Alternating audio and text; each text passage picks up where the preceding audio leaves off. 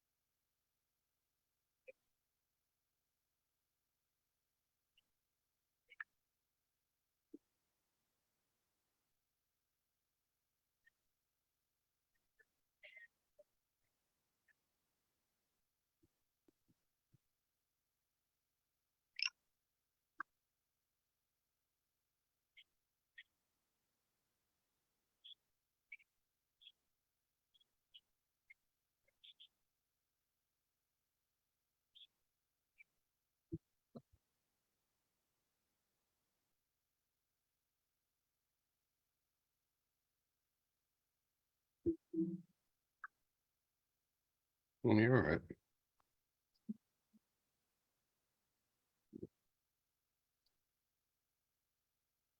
Yeah. Begun the all exciting sharing process. So people around the world are listening to you whisper live.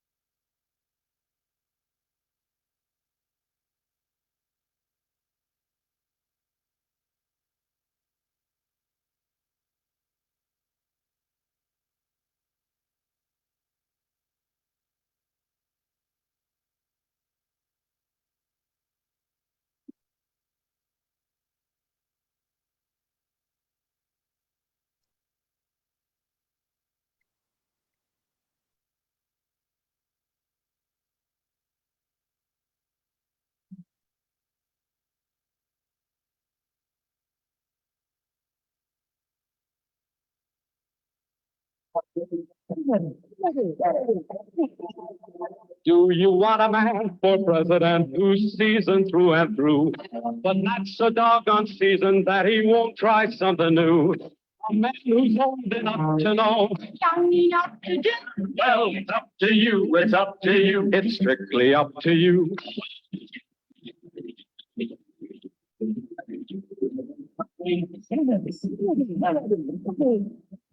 Do you want a man with spirit who is not afraid to fight? A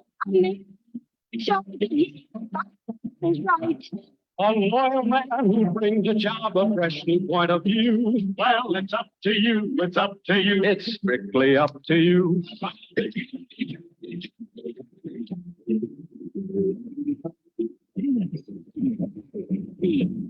And do you deny to any man the right he's guaranteed to be elected president, no matter what his creed? It's promise to which we must be true. So it's up to you, it's up to you, it's strictly up to you.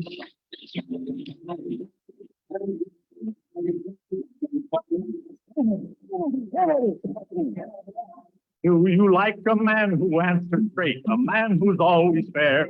You'll measure him against the others, and when you compare, you'll cast your vote for Kennedy and the change that's overdue. So it's up to you, it's up to you, it's strictly up to you.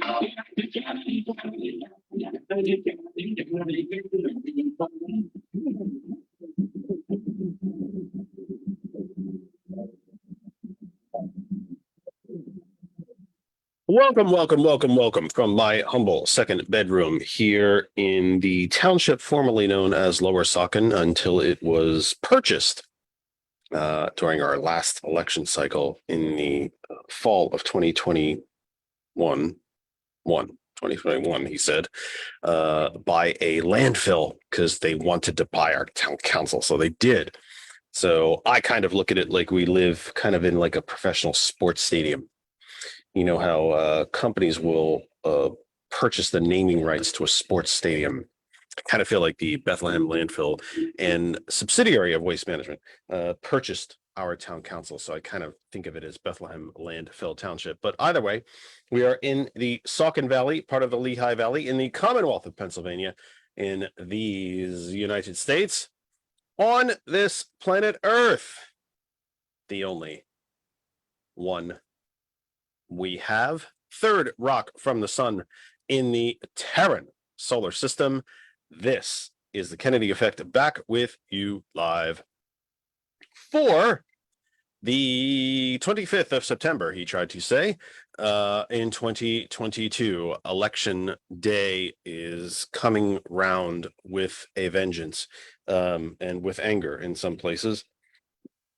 If you are a mail-in voter, regardless of where you might be in the country, our guest is speaking to us from a state who has mastered mail-in voting, and has taught the country that it is not wrought with scandal or subversion or any of the following. You may already have your ballot, depending on where you might be throughout the country. I have not received mine yet. I'm told I will have them in the next couple of weeks. But you might already have the opportunity to vote. Maybe you've already voted.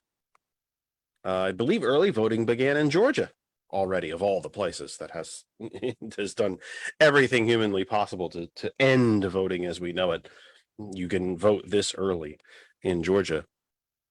So I would beg all of you across the country to please pay attention to your post, to the mail, and see if your ballot has arrived. And if it has, open it up, read it.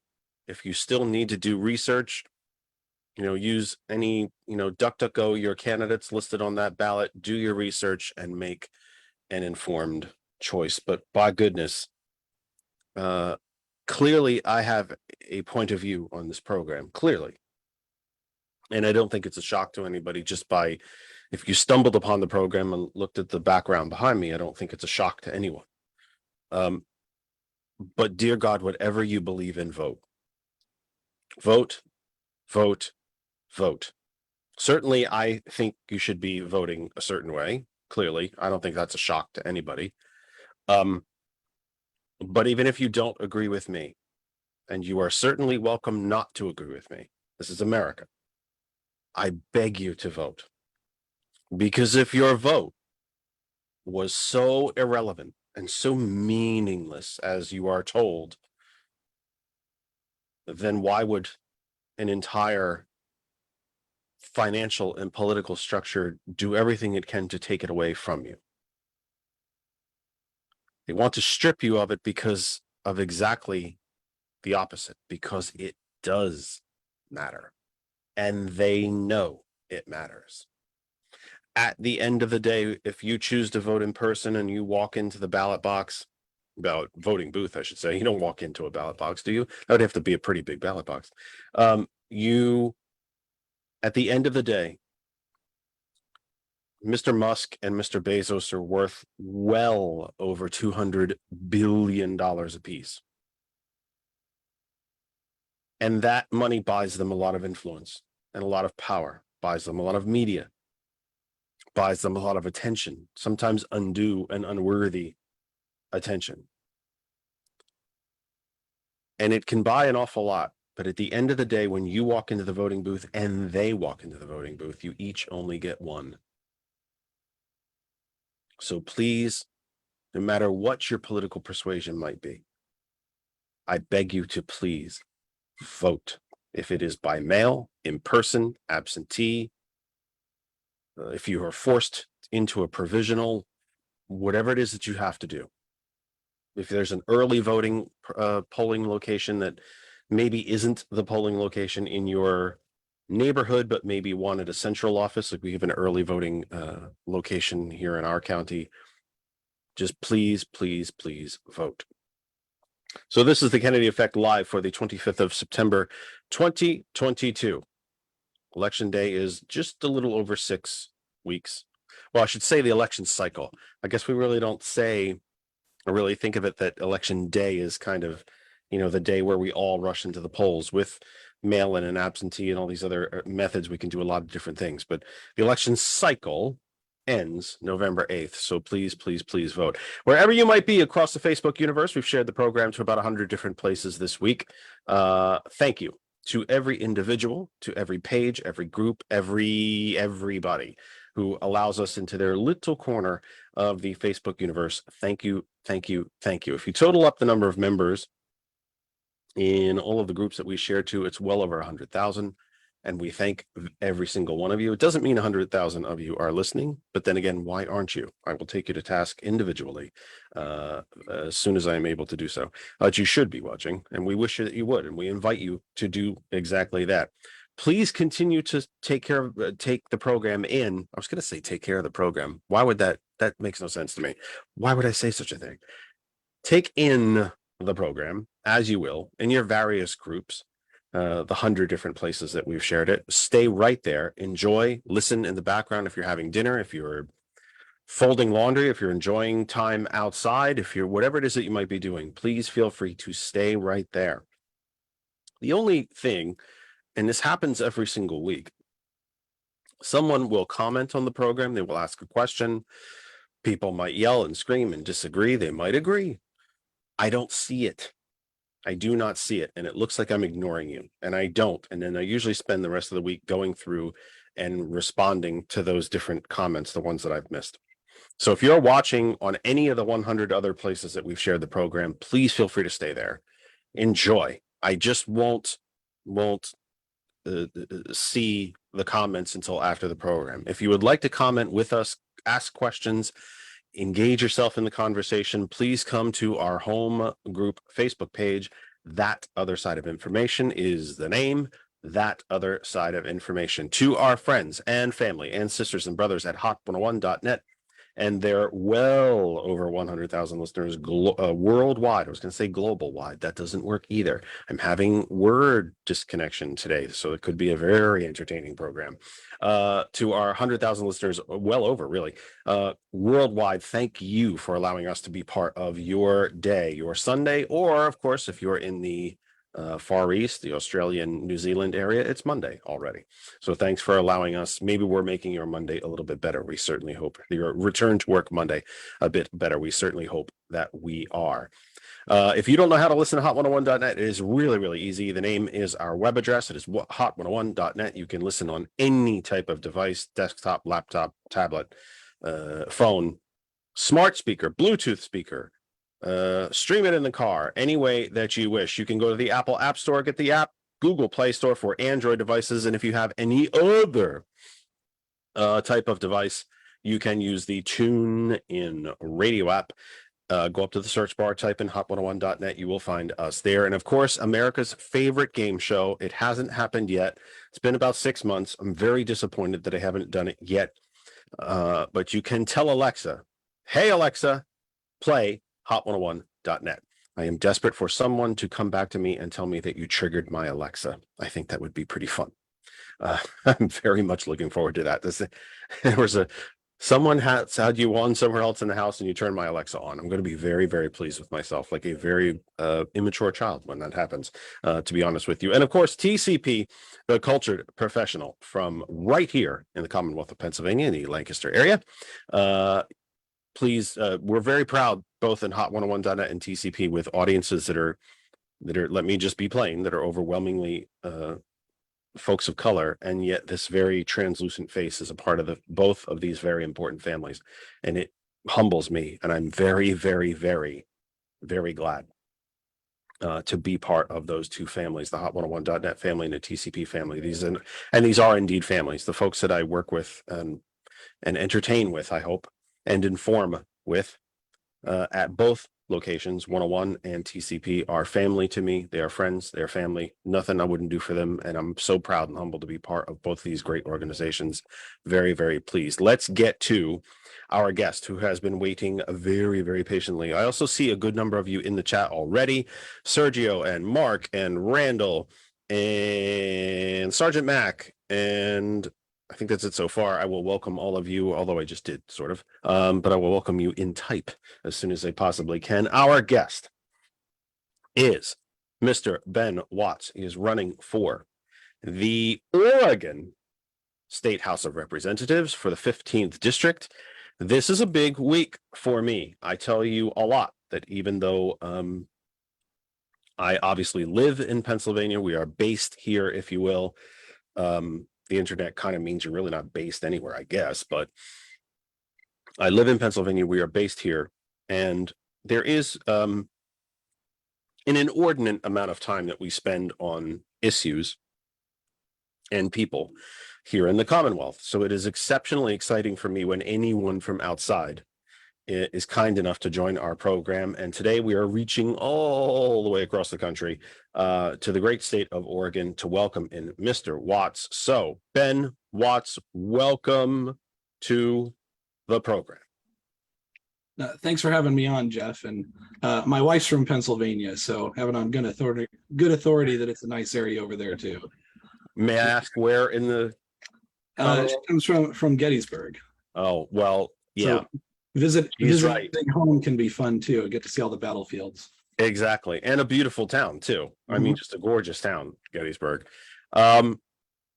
First off, of course, thank you for being here, because of course, with the time difference factored in, it's 2:15 your time, which could still be prime campaigning time. It is a bit late in the season. So the fact that you're willing to come and visit us means a lot to me. I mean that very sincerely.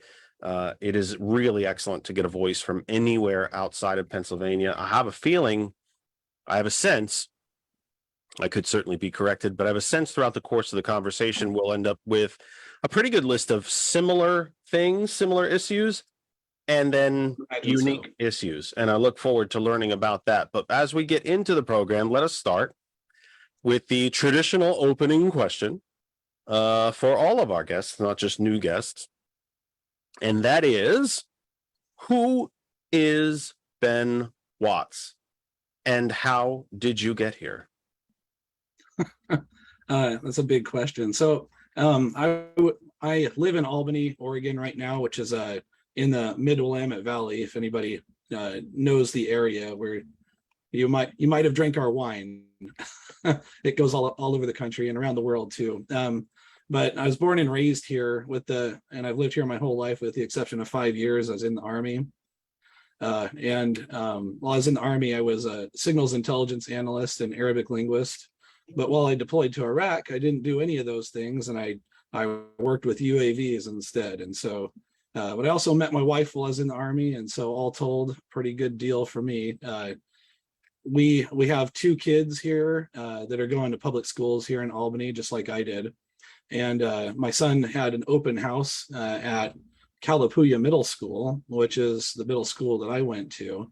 And I got to go in there and see some of the rooms that I was a student in, and how much they had changed and how much everything seemed smaller than I remembered it, or I'm bigger, one of the two. But it was the first time I'd been back in some of those places since I was a little kid. So that was cool. And it's nice having that sense of like familiarity with the community as well. I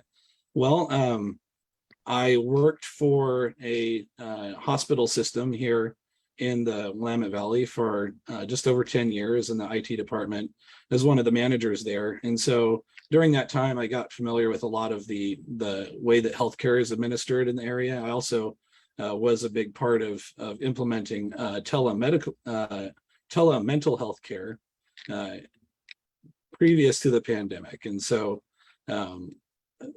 when I talk about mental health care and the need for it here and need to expand the amount of providers that we have and the ease of access to them, I have a little bit of background in that to talk from as well. And so that's been beneficial for me. But I also left that job to go back to school. I mentioned I was in the Army, and my GI Bill was just about to come up and is going to expire. And so I had to decide, I'm either going to do this or I'm not. If I wait, that's a decision too. So I went back and I went to Oregon State University and finished my degree. I got a bachelor's degree in English, and I graduated from there with a 3.91 in 2019, right before the pandemic started. And so for me and my family, I was able to transition from being a student to being a stay-at-home dad, which I still am. Stay-at-home dad, best job I ever had. But a lot of families return for the money. Yeah, for sure. But a lot of families in the area, they didn't have their finances worked out where one parent could stay home like we had, just Right. because I had gone back to school. And so a lot of people in this area struggled during that time. A lot of people in this area are still struggling because of the impacts of it. And so this is what led me. There's a lot of inequity in our school systems and in the state in general. But I saw it mostly when I was being a stay-at-home dad and watching my kids attend school remotely. I really paid attention to a lot of the inequities that I would notice at school board meetings and things like this. And so I joined the budget committee for the school board, and I was appointed by the previous board, but there is a new school board that are generally right-leaning now and probably would not have appointed me. And they actually made some national news for a bit. We had one of those superintendents that was fired for no reason given, and still no reason given years later. But I was there in the room when that happened, and that's a big deal to a lot of people here because it's very polarizing. Everybody has an opinion on it one way or the other here, especially people with kids. But that also led to an interesting phone call that I had in January. In my plan for the future, I had not planned on running for the state House of Representatives, but I got a phone call from a current state representative, and he started out with, "This isn't a prank call," which immediately puts you on notice, like, uh-oh, I think it might be a prank call. Yeah, You know? that's it. Yeah, that almost is the opposite of how that's intended, isn't it? Right. It warns you as if, okay, But I swear this isn't a solicitation call. Are Right. you happy with your home warranty? But he certainly was going to solicit me to do something, and that was to run for the state House of Representatives. And so I spent a lot of time figuring out if I wanted to do that, talking with my family about what would be required if I did. And then part of that process is everybody has a lot of issues that they care about, but tightening that, like, just enormous amount of things that you care about into a few that you can include in like a tight message is very difficult. And it's also very it causes you to challenge a lot of the things that you think, and forces you to prioritize things, and in a way that I hadn't done previously. And I imagine, just like most people don't have to go and do that sort of like one to end prioritization of the things they want to work on. So it was really beneficial in clarifying my thoughts and what I wanted to accomplish in the State House. And then I talked to him and I agreed to do it. And he's like, "Oh, thank God, because you're the one that we got that might do it." And so that, Good to know that you were on a list. yeah, right. I wasn't the only one he contacted. Yeah, exactly. I was Cast the a one wide that net, said did he? yes. Yeah. Well, they say that decisions are made by the people who show up. So I intend to show up. It's true. Yeah. Too true. Yeah. And then just this last year has been a whirlwind of campaigning and learning how campaigns work and learning how campaign finances work. Something that might be interesting for listeners around the nation, maybe around the world, would be how our campaign finance system works in Oregon. And so state candidates are not governed by the campaign finance law that is set up for national office candidates. And so here in Oregon, any organization or person can give any amount of money to a candidate. And that's not good. But maybe the one good thing about it is we have to do some rigorous reporting of who gives us money. And so that's a positive, but overall, that's not a good system. I think there's a lot of organizations in the state that are trying to reform campaign finance laws. And so, and of course they have ratings for different candidates. And there's an organization called Honest Elections Oregon. They gave me an A in my campaign finance point of view, because yeah, we should have limits on who can give money, because we can equate money to voice in a lot of ways, and how it gives access to somebody to have a platform that's public and out there on like media and things like that. And so it's really not fair if like an organization or a single individual has more voice in our government and who our candidates are than other people, if that makes sense. You have actually taken the argument right from me that I have used on this program repeatedly. I am not a constitutional scholar and I'm not a lawyer. But it would seem to me that this is not an A equals B, A equals C, therefore B equals C type equation. The right to free speech, as outlined in the United States Constitution and reaffirmed in many state constitutions throughout the country, is by definition free and equal. We all have that right. But money is not distributed equally. Right. Therefore, we don't all have equal and free speech because we do not have free and equal money. So therefore, how can money be speech if it is not free and equal? From the billionaire class especially, who will cry communism every time the wind blows the wrong way, that they're not happy about.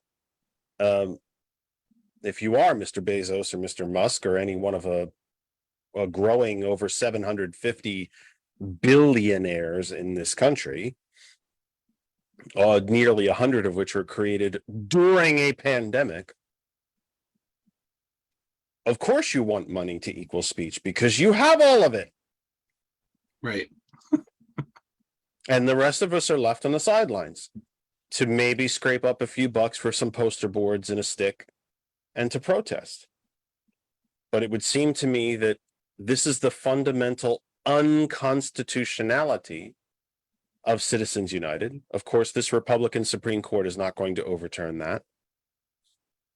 But someone should bring the case. In my humble opinion, again, I'd litigate it every 2 years if I could, until the court came about, faced or got a different construction, or the number of justices is dramatically expanded, I would say to 15. And we've done that before in our history, folks. It wouldn't be new. It wouldn't be different. We've changed the course. We've changed the size of the court, I believe, 7 times in our history. I think it's 7 times. And it doesn't take a constitutional amendment to do it. Congress can do it with a simple act of legislation. Article 3, Section 2, Congress shall have power to establish and regulate the courts.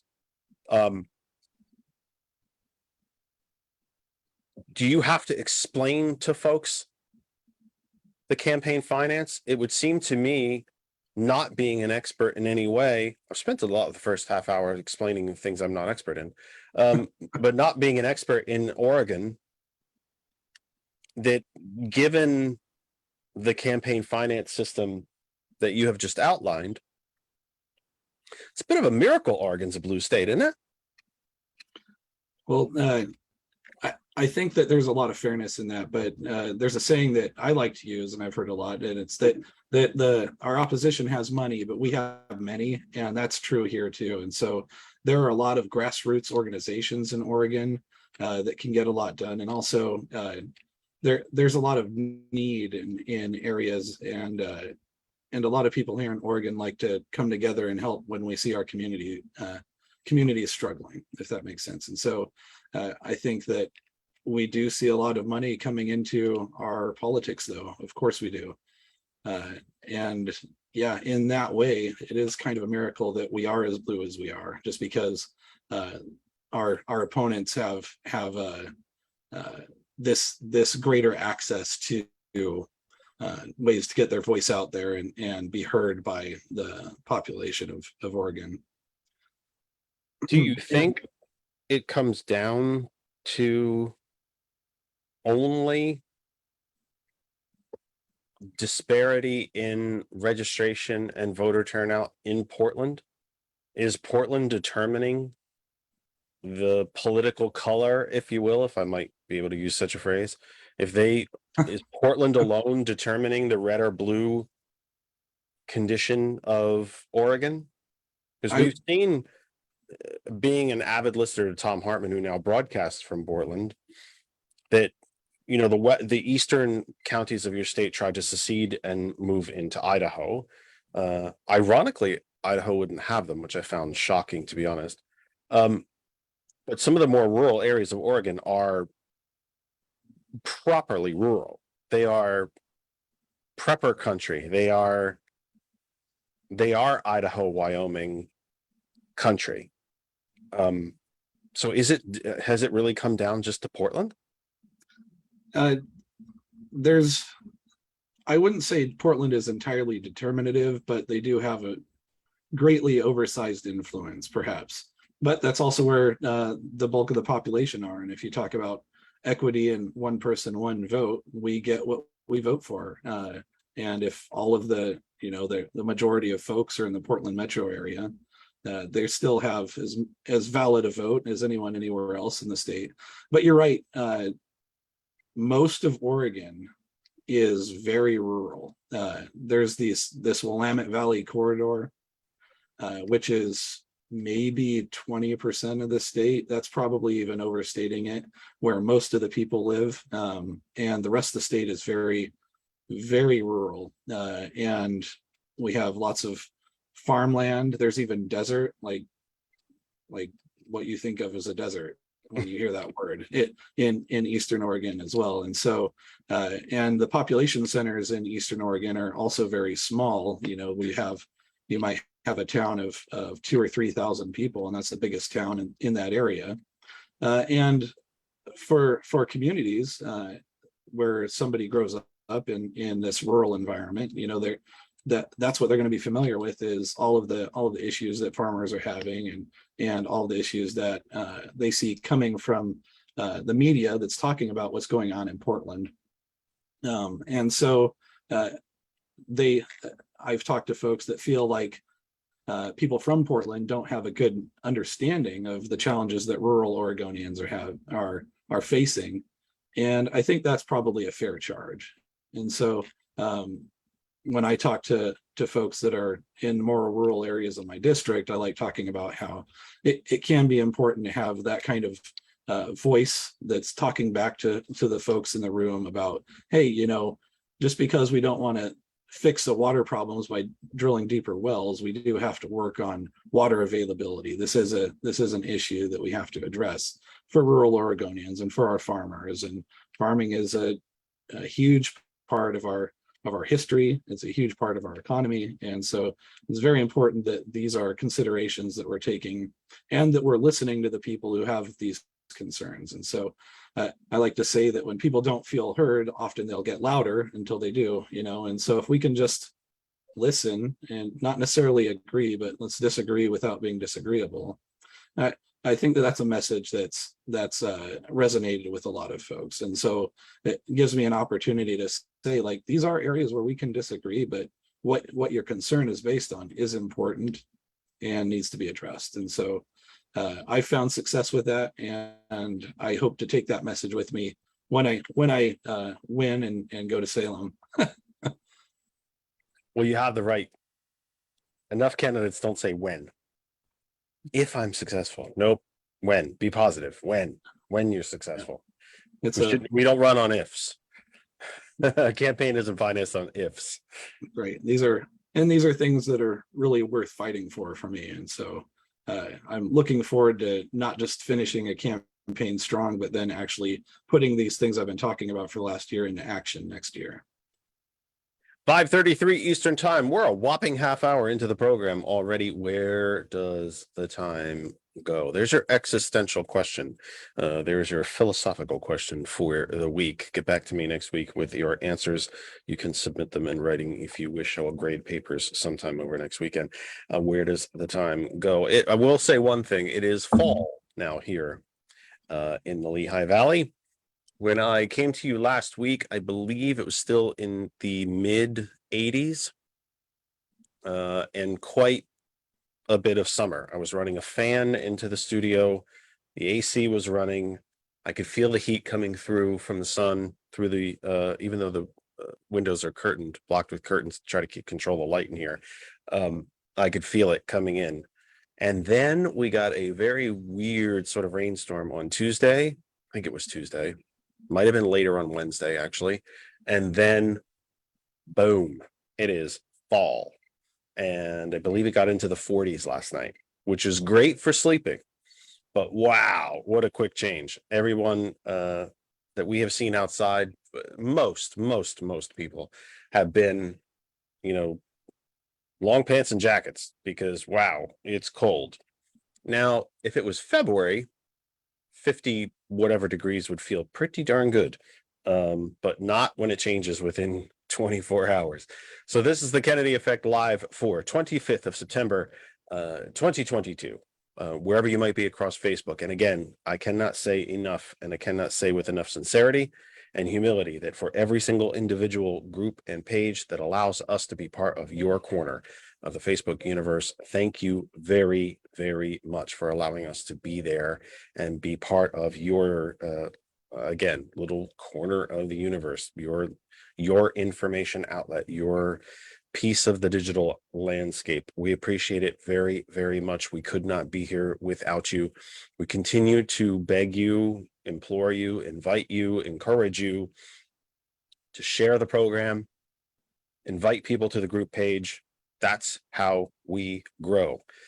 If you would like to interact with us, and I have some very exciting news I will get to at the end of this reset of the program. If you would like to join us, interact with us, questions, comments, questions for Ben, of course. I'll be here long after Ben, but questions for him. He's the guest today. Talk to him. Put them in the comments section. Come to our home group Facebook page, That Other Side of Information. That Other Side of Information. I will see you in the chat. I will see your questions. I will read them. I will read the comments. I always do.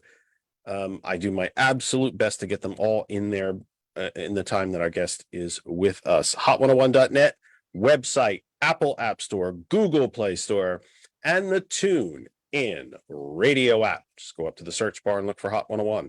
Tell Alexa to play hot101.net. And you can also stream it Bluetooth to speakers in your car. You can listen on any device. We are just glad that you are allowing us to be part of your Sunday, or depending on where you are on the planet, your Monday. And of course, TCP, the culture professional from Lancaster, PA. Keep an eye on them. A huge Facebook presence. They continue to branch out. They've had a really cool summer. They have shown street fairs and farmers markets and parades and sporting events and protests and seminars and roundtable discussions. Of course, they do the news every morning. It's a brilliant outlet, and I am humbled and proud to be part of their family as well. We will open the phone line later in the program, but for now, we continue with Mr. Ben Watts. Mr. Ben Watts, he is getting the Mr. because he is joining me literally from across the country. It's an exciting day here on the program. We love voices from other parts of the country. And he is running for the Oregon State House of Representatives for the 15th District. So in your opening, you told me about your time with your local school board. Was that the Rubicon for you, that you, in addition to the call from the sitting state rep, but was that the Rubicon for you, that perhaps even if that call didn't come, that this was a jump you were going to make? Is that when you decided, I have to do something more? I have to do this? Was it rattling around in your brain and that call from the state rep is the one that, you know what, since he mentioned it, yeah, you know what, that sounds like a good deal. That sounds like a good plan.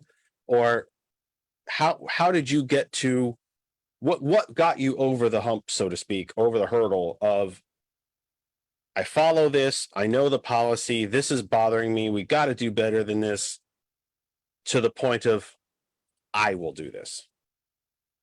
That's a great question, and I also I love talking about the crossing the Rubicon and where that phrase comes from. I tell my kids about it all the time, but and to use that, so I'm just commenting on it. But Simpatico, Ben, that's why we're talking to each other. Right. We got it. Who says the curvature of the earth? There is curvature of the earth. Who says that the curvature of the earth isn't keeping the like minds from working together? Right.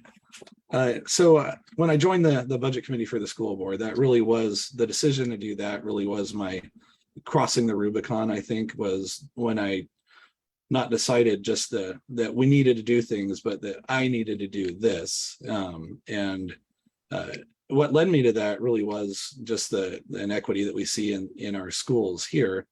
And that kind of translates to inequity that we see in just our society in general and communities here in Oregon. And so from when you're looking at schools, you're looking at specific things that are like education and what you teach, and make sure that you teach like an accurate representation of American history, not one that is, fluffy and nice, and but one that's true. And so not just that, but also that there are kids that are just struggling with food insecurity in our schools, and just the inequity of resources. We have here in Albany, we have two high schools, West Albany High School and South Albany High School. And I'll give a brief background on I went to South Albany High School, and I'll talk about that in just a second. But South Albany High School had an 81% graduation rate, where West Albany High School had a 93% graduation rate, and they're like a 5-minute drive from each other. And so I think that statistic just within itself is a good representation that there is some inequity, and there's a difference in standards that are leading to this sort of big difference in graduation rates, just in this small community here. But I live near South Albany High School, and that's where I went to school.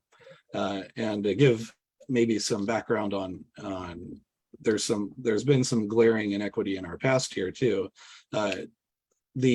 The previous school, West Albany High School, before there were two schools, was called the Union High School. And so when they created South Albany High School, they decided that the mascot for it would be a Confederate soldier, that they had the Confederate flag fly over it. In Oregon. In Oregon, yeah.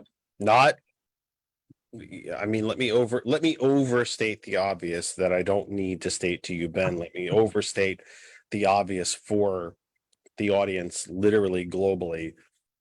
Not Alabama, not Mississippi, Arkansas, Texas, Oklahoma, Tennessee, Kentucky, Oregon.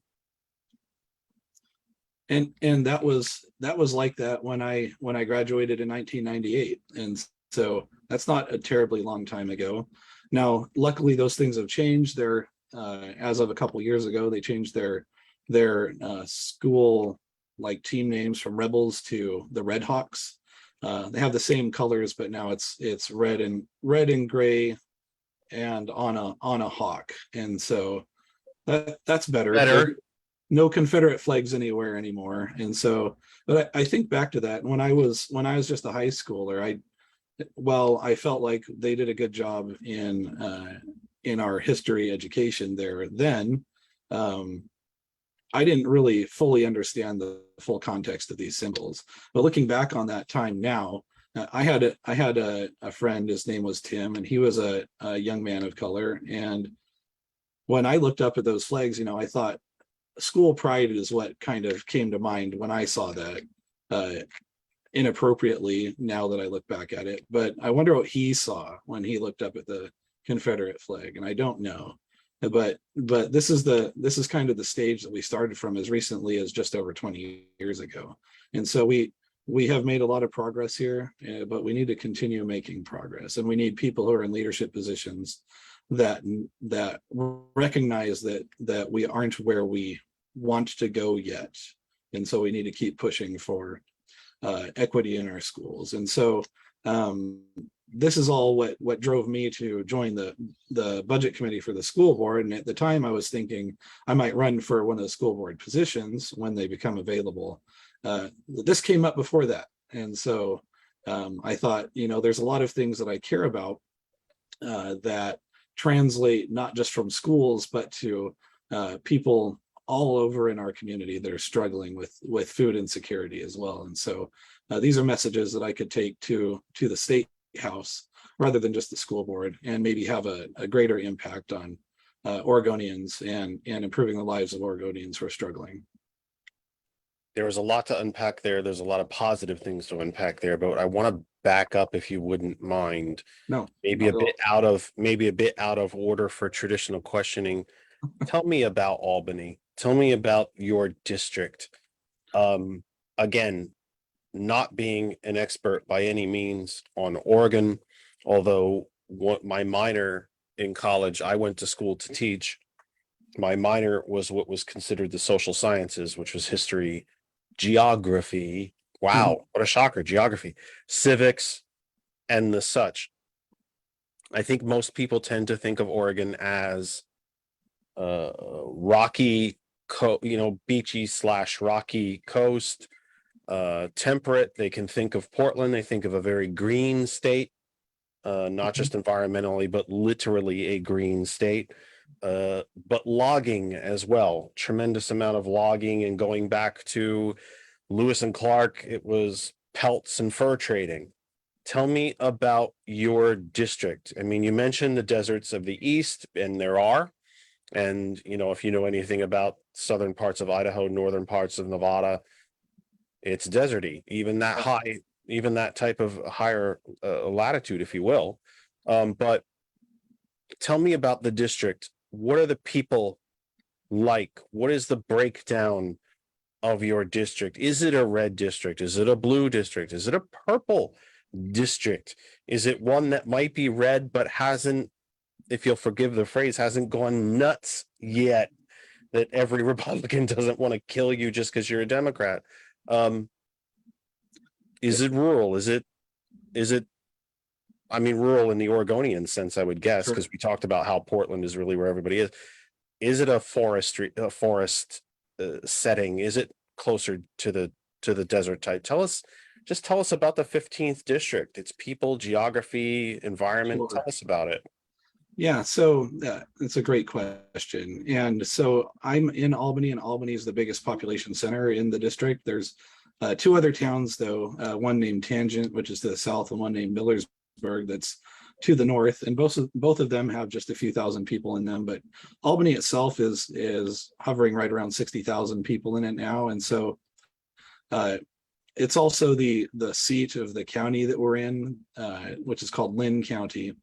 And I go canvassing, knocking on doors, talking with people at least twice a week, and often more, and just spending hours talking face to face with voters that come from all political affiliations. And what I find here is that, in the media, we do see a lot of vitriol, and I don't see that as often at the doors. I find that people here are able to talk to each other with civility in a face-to-face setting, and just talk about, well, I don't agree with this, or what are you doing about that? And this hasn't borne out to be 100% true. I had one guy shout at me yesterday, but that was the first time that had happened out of how hundreds of, maybe thousands of people that I've talked with so far. And so I found that the vast majority of people are ready to just talk with each other, and hope to have representatives that are willing to talk across the aisle in civil tones. And I found that a lot of people are just tired of the anger that we have with each other, because how are we going to accomplish good things for our communities if we're just shouting at each other all the time? And so I think we had wildfires in this area really bad the last several years. 2 years ago, it was perhaps the closest to home. We had fires in the eastern side of this county, and this community really came together to just support the people who were affected by the fires. We had our county fairgrounds was converted into a place where they could stay temporarily. And so I find that the people here are just, really support members of our community that are struggling. And when you can bring the message and make it personal to say, like, these are our friends and neighbors, these aren't some far off person that you'll never meet. These are people that that are struggling. And so the top mess, I have 6 items that I'm told I should only have 3, but I could only get it down to 6.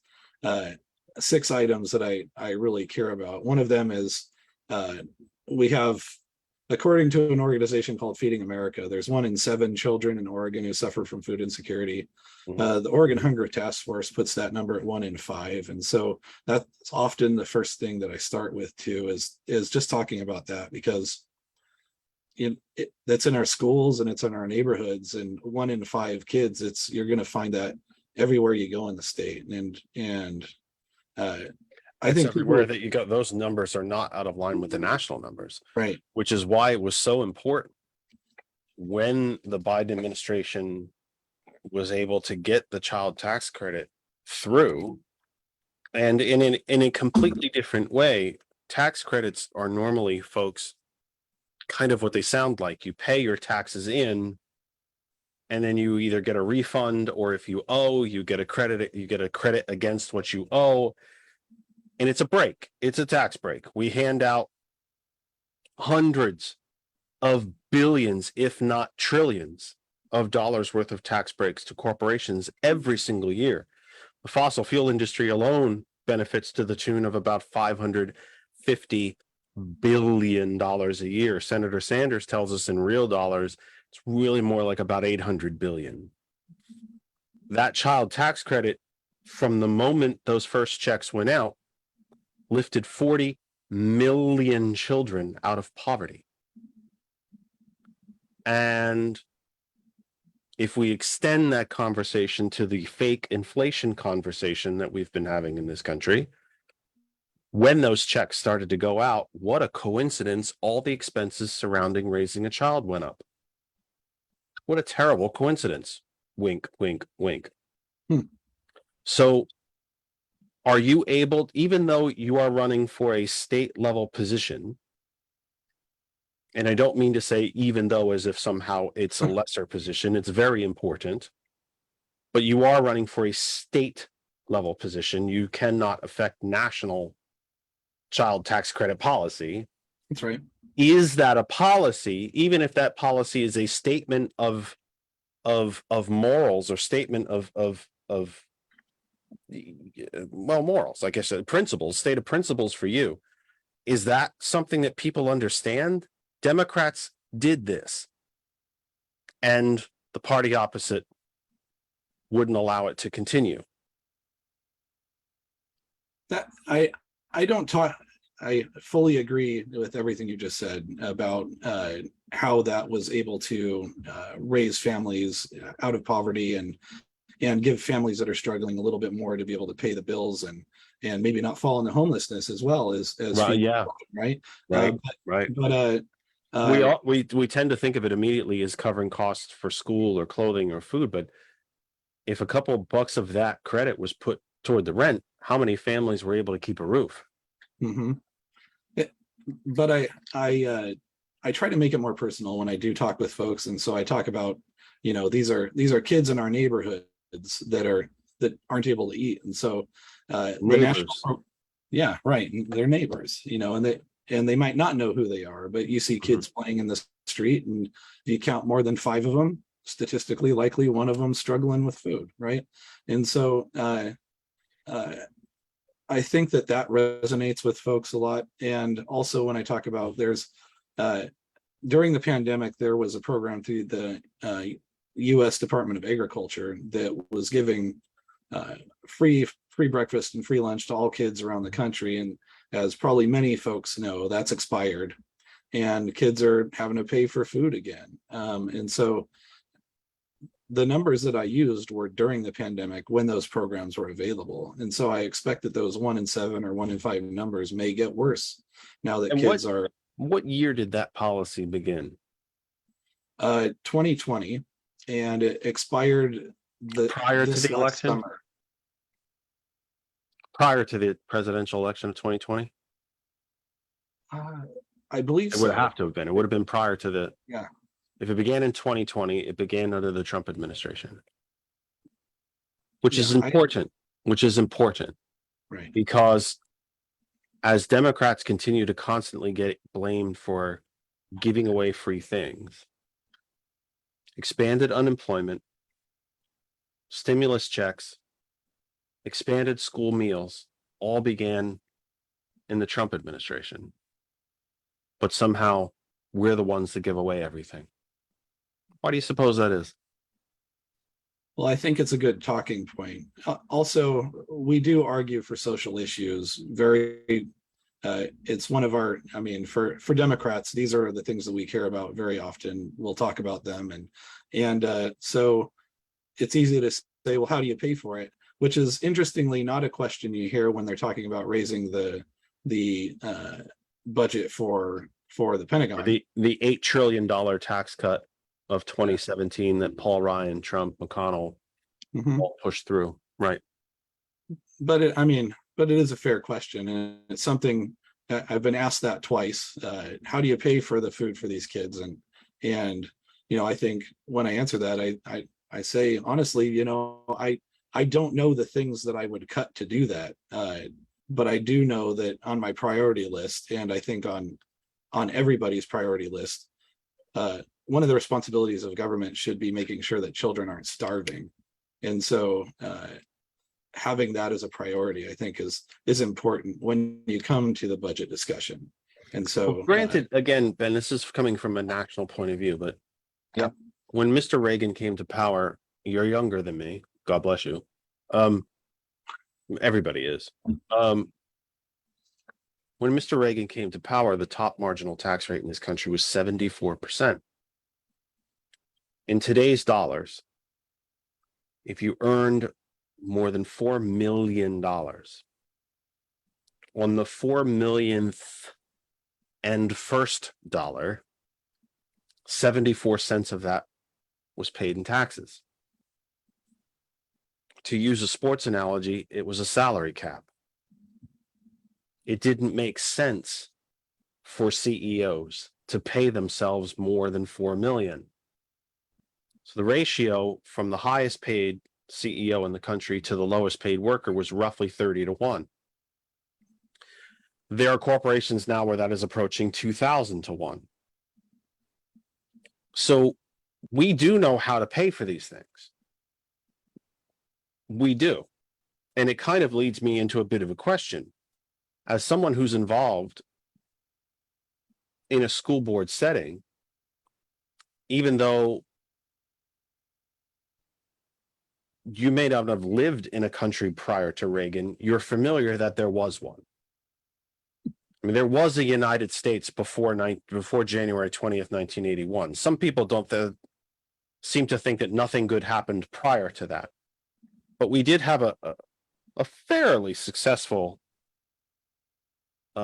listing of democratic achievements, not the least of which was the New Deal. So we've done this. It's a deeper historical argument. I realize that when you're knocking doors or that you meet someone at the county fair or even at the grocery store because they recognize you, you're not giving out a thesis on the New Deal. But do you find, it's a question I tend to ask most candidates, do you find that the populace at large doesn't seem to remember, know, understand that we already know, we do really know how to fix these problems. We simply need the political will to do it. It would seem to me. I think when I talk with folks, I haven't talked about this aspect of weird lighting now. This way is the east, and That time of day. yeah. When I talk with folks about how to pay for things at a national level, you're right. And in the past, taxes were absolutely much higher than they are now, especially at the top marginal rate. If you go even back further before Reagan, there was, I believe it was under Eisenhower, it was in the 90s, right? 91. Yeah. And so and I wouldn't say Eisenhower was the pillar of what it means to be a Democrat leader either. So he was big D Democrat Party is what I mean by that. So he a member of that party overseeing that sort of thing, that sort of tax rate. But then fast forward in the future where the tax rates are so low that is a fair thing to talk about. But in terms of what we're talking about in the state of Oregon, people are struggling. And so I don't want to talk with folks about how we might raise taxes to pay for these things. I do talk about how I've created relationships with there's a wonderful congressional candidate here named Jamie McLeod Skinner, and how I've worked to create relationships with people at the national level where we might get funding from the federal government to fund some of these things. And so that's kind of the approach that I take when I talk with folks about this. And I don't want to raise taxes on Oregonians, and I don't think that that's a well-received message right now, because so many families are struggling. Even though if you talk about, because there's such a problem with trying to explain how the tax system works. So if you say like, we're going to just raise it for the top 10%, but then somebody come back and say, well, you raised, as an example, if you raise taxes at all, it'd be, you raise taxes 2%, you'd be like, well, only for people who make over $2 million a year, or whatever we set it at. And so that's hard to message. At the same time, it's also more important to talk about how you prioritize these things as well, and coming to an agreement with folks at the door, or when I'm at like a house party, or just chatting with neighbors about, these are the things that I think are important to work on, and how I'm going to have them as a priority, and getting support for those things with other legislators, I think is how we will find the funding, even if it doesn't mean raising taxes. 6:01 p.m. Eastern Time, 3:01 p.m. Pacific Time. How about that? Fancy stuff. This is the Kennedy Effect live for the 25th of September, 2022. It is fall here in the Lehigh Valley. Wherever you might be across the Facebook universe, that other side of information is our home group Facebook page. Lots of folks there. I can see you. Not much chatter yet. If you have questions or comments, agree, disagree, get up, yell, scream, whatever it might be, we will see them. I will see them. We will say hello to you. We will ask your questions. We will read your comments. Come on over. That other side of information. If you ever miss any of our live program, I went blank. Isn't that funny? Go to our YouTube channel, which is also called That Other Side of Information. I don't know what the heck just happened there. That was a complete misfire. I need the jump starter I need to hook up the wires or whatever and get myself jumped. I completely went blank, dead in the middle of a sentence. I don't know how that happened. Not pretty, kids. Not pretty. You think this is easy, huh? Wrong.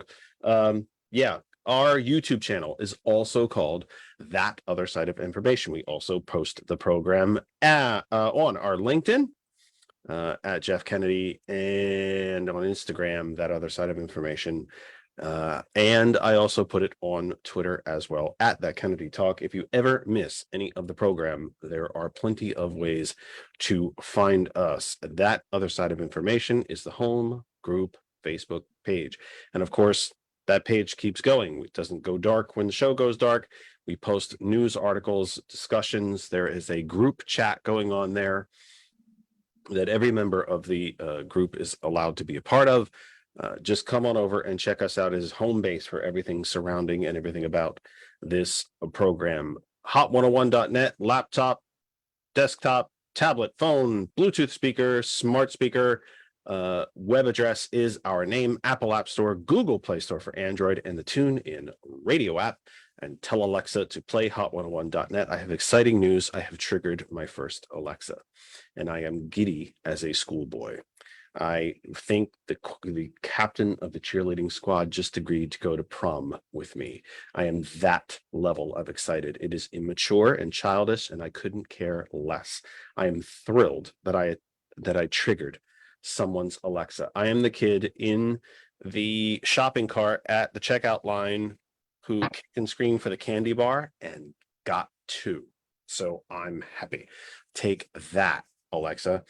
You can tell Alexa to play hot101.net and TCP, the culture professional from Lancaster, PA.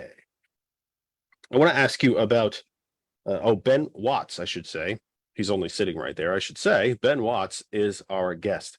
He's the Democratic nominee for the Oregon State House of Representatives from the 15th District in the great state of Oregon. Always a real thrill for me, a genuine, sincere thrill. We're having some laughs and some giggles and lots of smiles, but we're also having a very serious conversation about very serious issues. And I can say to you very humbly and very earnestly, it means the world to me to have a gentleman like him here with us. We love to hear voices from other parts of the country. And just a little tidbit to you, I'm efforting actually to get some folks from across the pond, if you will, to join the program, as well as we do have a global footprint. I will open up the phone line later in the program, but please, if you come to the home group page, that other side of information, I will see your questions, your comments. Join us, be part of the discussion. I wanted to ask you about something that I think is really exciting that could happen on the West Coast. And I think it will be a catalyst for change throughout the country. Oregon, as Pennsylvania did during the pandemic, especially during the height of the economic shutdown, we entered a what was called a Mid-Atlantic consortium of states to purchase the things that we needed, because the Trump administration checked out and decided at that point during the pandemic that most of the people that were dying were people of color. So this was really not an emergency. Let's all get back to work. They did not provide things for states. They did not help states procure items. So Pennsylvania entered what was called the Mid-Atlantic Consortium of States with New Jersey, New York, Connecticut, Rhode Island, Maryland, Delaware. I think I have them all. Oregon is part of a West Coast consortium, especially around the topic of healthcare. And that Oregon is one of 3 states, along with Washington to your north, California to your south, discussing pooling yourselves together, if you will, teaming up to create a single payer health plan. Should that pass, I believe it will be the first domino in a row to fall, and single payer will become the law of the land. It might take another decade, but I think it'll happen, because it does seem that when big policy change happens in California, which is not to slight Oregon in any way, it does tend to ripple across the country. When California decided to implement the strictest automobile emissions in the country, those standards became the industry standard. And it would seem to me that if Oregon, California, and Washington were able to pull off this legislation together, it will be a model for the rest of the country. tell me what you think about that policy specifically, but perhaps the grander principle that healthcare is a human right, not a profitable industry. It's an interesting question. Do you even support it? I didn't even ask you if you support it. Maybe you don't, but you've probably correctly out there. assumed that I do. But there's a ballot measure here in Oregon right now that will define in our Oregon Constitution that health care is a right. And so I think for us as a state, that pushes us in a direction of how do you make sure that people are getting access to that right then? And I think single payer healthcare is absolutely something that would be beneficial for us to have in place. There's so many families in the United States here in Oregon that do not have access to healthcare because they may not have providers nearby, but B, it's a huge expense. And when I talk with folks about this, say, well, how are we going to pay for it? I say we already pay for folks who don't have insurance to go see the doctor. They just have to do it at the ER, which is one of the most expensive places to go to receive health care. And so if we could, but it's expensive not just for the initial visit, it's expensive because for the ongoing care. Right. Emergency rooms do not cure anything. They triage things. If you have a broken bone, they set it. If you need further orthopedic surgery, they're not doing it there at the ER.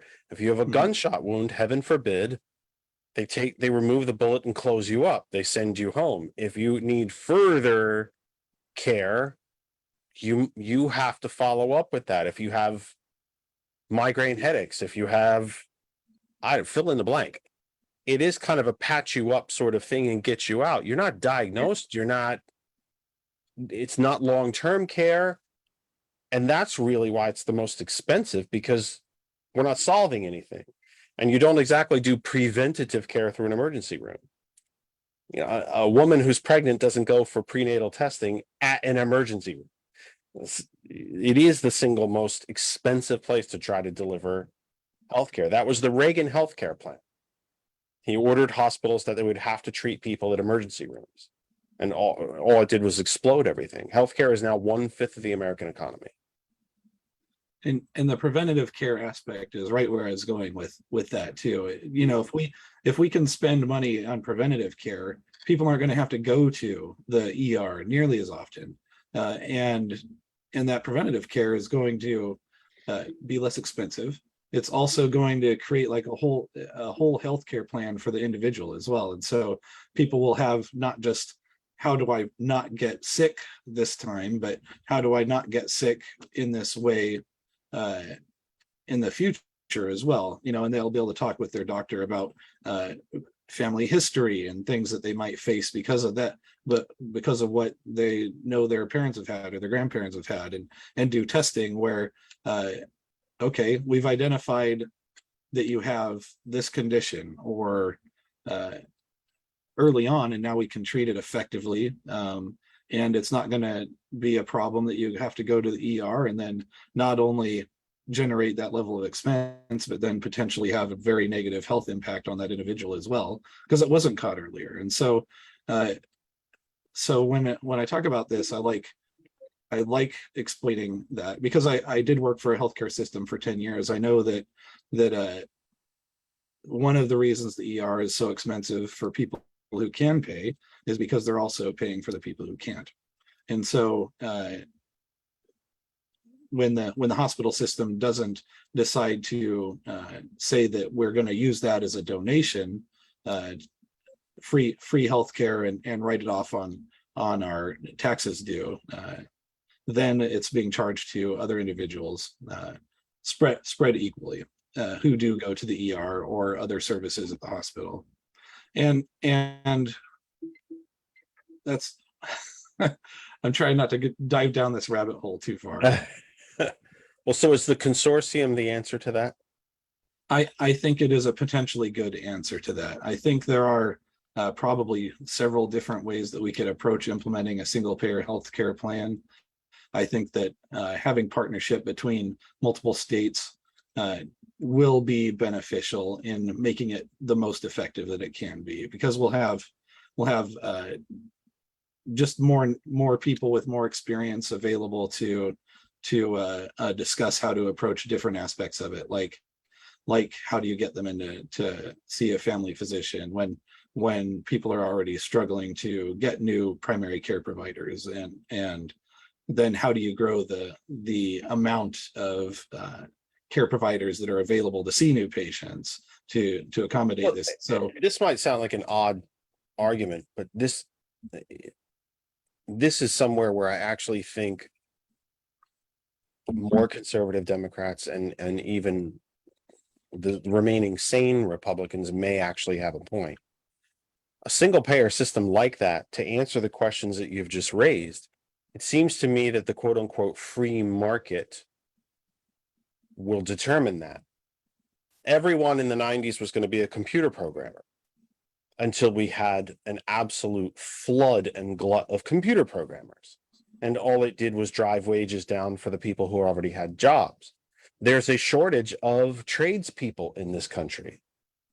Construction laborers, masons, carpenters, drywall, plumbers, electricians. Therefore, they make more money. If that system was to be implemented and there was a dramatic shortage of family care doctors or primary care physicians, if you will, I'm very lucky. My family doctor, I can walk to, she's right down the block. It would seem to me that the free market and the educational institutions would fill that in. I'm not here to tell you it would happen overnight. I think it's naive to think it would happen overnight, but isn't that almost a place where when medical students see how much the family practitioner is making, it'll be somewhere that they want to enter. And that kind of market correction takes place. And I'm not sure there's anything wrong with that. No, there's a lot of use to this sort of like free market principles, especially when you're dealing.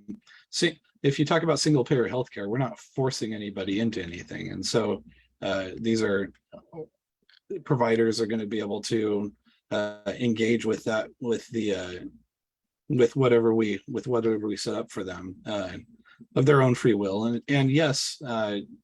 I think that the free market will drive that. But I do think that that's a question that we have to answer along the way, is how are we going to get from where we are now in terms of provider availability to where we need to go? And I do think that that'll help us along the way. I do also think that there are some barriers to it, that it can be more effective to have like a state level approach to just try to remove barriers. And one of those would be perhaps better funding for people that want to enter into the medical care as a profession, for instance. And so just making it a little bit easier and accessible for folks of all economic walks of life to be able to get into this field in the first place, if that makes sense. Absolutely. I don't want to disappear from healthcare if it would be okay, but as I told the listening audience, if you send me a question or a comment, I will read it and we'll get it to our guest. So one of our single most loyal, always good when the radio guy can't pronounce anything. Our single most loyal listeners, and has brought, probably triple digit number of people to the program and to the Facebook page, and our most loyal caller for sure. Randall has a question, sir. What type of jobs are the most prevalent in your area of Oregon? Well, thank you for the question, Randall. In this area, we have a lot of industrial jobs. We have an organization that does special types of metals often for military use, but also for construction use around the country. We also have a lot of, as you might have guessed, a lot of timber industry jobs in this area. And so they're, interestingly as well, Lynn County, Oregon, calls itself the grass seed capital of the world. And so there's lots of farms in the area, and a lot of those farms are for grass seed, but they're all sorts of other crops as well. And so these are a combination of rural jobs, a combination of office jobs, but also a lot of like industrial jobs. And so we see a lot of family wages, but we also have a lot of service industry jobs in the area as well. And so when I talk about service industry, especially, I like talking about I talked about 6 things earlier that I want to focus on. One of those is increasing the minimum wage here in Oregon, and to help those folks in most often service jobs that are at the lower end of the economic scale, and with rent spiking as it has, especially here in Oregon, just helping them be able to make rent. And that also plays a piece in being able to pay for food for your children as well. And so a lot of these things are connected, but I hope that answered the question. Is healthcare a growing employment sector in your area? It is. We have a medical school. It's not in this district, but it's nearby in a town that's nearby, that was established just probably a decade ago. And so we do see the local hospital system try to engage with that school very often to get folks into becoming providers here locally, but they're growing new providers and educating new providers for anywhere that they want to go in the country. And so I do think that healthcare is growing here. We have just new expansions of our healthcare organization that go in to provide care in more rural areas as well nearby. And so it is growing. And I didn't mention that as a job earlier, and I should have, but we do have a very large healthcare industry in this area as well, because we have a lot of people that are honestly really spread out too. And so if you want to have a small clinic nearby in a small town, you've got to establish that clinic over there, not just say, hey, drive an hour to come see your doctor or longer. Isn't the interesting part of the healthcare debate that the money is already in the system? Yeah. It's Americans are spending a full 1/5 of the gross domestic product of the country in upwards of $5 trillion a year at around a $22 trillion GDP. So in upwards of $5 trillion a year on healthcare. And yet we are, of all the quote unquote Western industrialized nations, the sickest with the shortest lifespans. We're the least healthy, which is not always the same as sick. We have the highest infant mortality, especially among women of color. We have the highest maternal mortality, especially with women of color. We're paying the freight, but we're not getting the goods, if you will. We're paying for delivery, nothing's getting delivered. So the money's already there. It's the profit motive. It would seem to me that's crushing this so-called healthcare system. We really don't have one. We have a healthcare industry. We have a health industry. It's not even a care industry. We have a health industry. When Senator Sanders was talking about national single payer, I recall going to a town hall that he had not 5 minutes from here in Bethlehem, Pennsylvania. And he was asked, am I going to pay more taxes under a single payer? And he said, yes, you are. But here's the deal.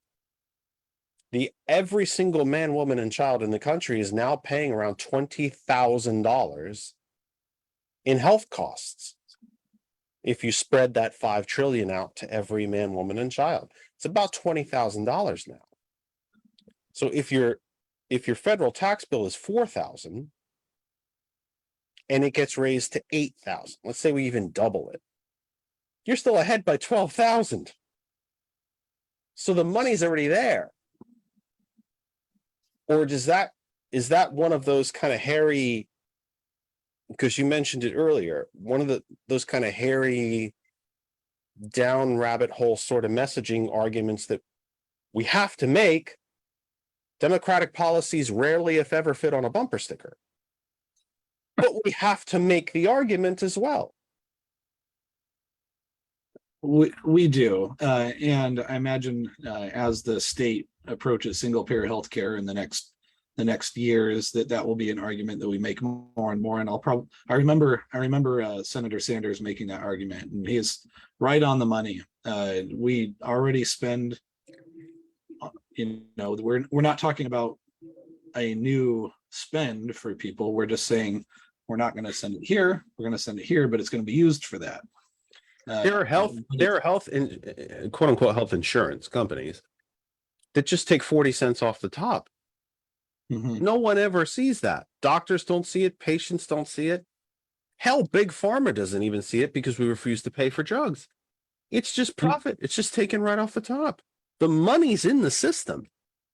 And even with like large nonprofit hospital organizations that are growing, as they grow their provider base, they also grow their administrative costs. Mm-hmm. So, and then adding And liabilities, really.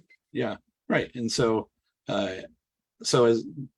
you're getting, for each new provider at that point, you're getting a diminished return on investment as the organization grows, because then you have now you have to have vice presidents and senior vice presidents and directors, and in the traditional family clinic, that's not the way things worked. It's not the way things work now. And so, in these big organizations, even in the nonprofits, it is still a lot of that cost is going to people who are not providing healthcare.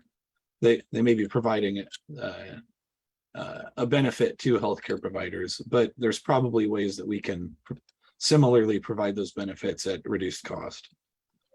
CEOs of all the major companies are billionaires. Yeah. Every dollar of profit is a dollar of denied care. You don't need that test. You don't qualify for that drug. Yeah, your leg's broken, but you have another one. I mean, that's where the profit's coming from. It's denied care. The single payer movement, the single payer ideal takes that profit motive out of it. If it's not profitable, then we can afford these things. I've continued to say on the program for months now, I don't know if you agree, so I'm somewhat asking. This economy was shut down during the Trump administration, by the way, not necessarily to keep us all from getting COVID, but because the hospital system couldn't handle it. Because empty beds are unprofitable. So when hospitals didn't have beds, why didn't they have beds? Because empty beds aren't profitable. The UK, who has a national health service, had empty beds. They had warehouses full of supplies, warehouses full of ventilators. They didn't suffer what we suffered because they have no profit motive. Isn't that really what the argument is about? Profit versus care. And that healthcare is something that is not meant now and was never meant to be a profit-driven industry. I think that is a big part of why we see such skyrocketing costs in healthcare. And I think that for the state of Oregon, earlier when I mentioned that we have that healthcare as a human right bill that we're hoping to add that to our constitution, that's going to help move us to a place where we can start looking at this as, more like how speech is a right, rather than you don't have to pay for, pay to post something on Facebook, for instance. And so, not yet. Yeah, right. And so, if we can start getting in the mindset where this is something that people should have access to just by the virtue of being human and in our country, then we have to start coming up with answers and how to do that. And I think that the profit margin has been a big barrier in administering things. But you talked about the pandemic a bit, And it's worth saying that a lot of the supplies at the national level that were supposed to be used for that were not available because the national supplies were reduced during the Trump administration, and so that had a huge impact on every state in the country. But luckily here in Oregon, we did have a lot of supplies available at the state level that we were able to distribute. With that being said, many of the hospitals in the area struggled with staffing, struggled with access to equipment, especially respirators. And so just the equipment available to respond, and medical beds, the equipment that's needed to respond to these things is important for us to dive in about what we needed and when we needed it, and how we can make sure if there is a next time, how we can get access to it in that time frame. We also need to answer, well, who's going to put it in place? Who are the workers that are going to be doing this? And so I remember Senator Sanders talking about, because it was I think this was a legitimate question. And it was a concerning question. If you worked for a health company or had friends or family who did, what happened to them when the health company was essentially either forced out of business or had to reduce so dramatically because the pool of people they were serving was reduced dramatically? Those additional,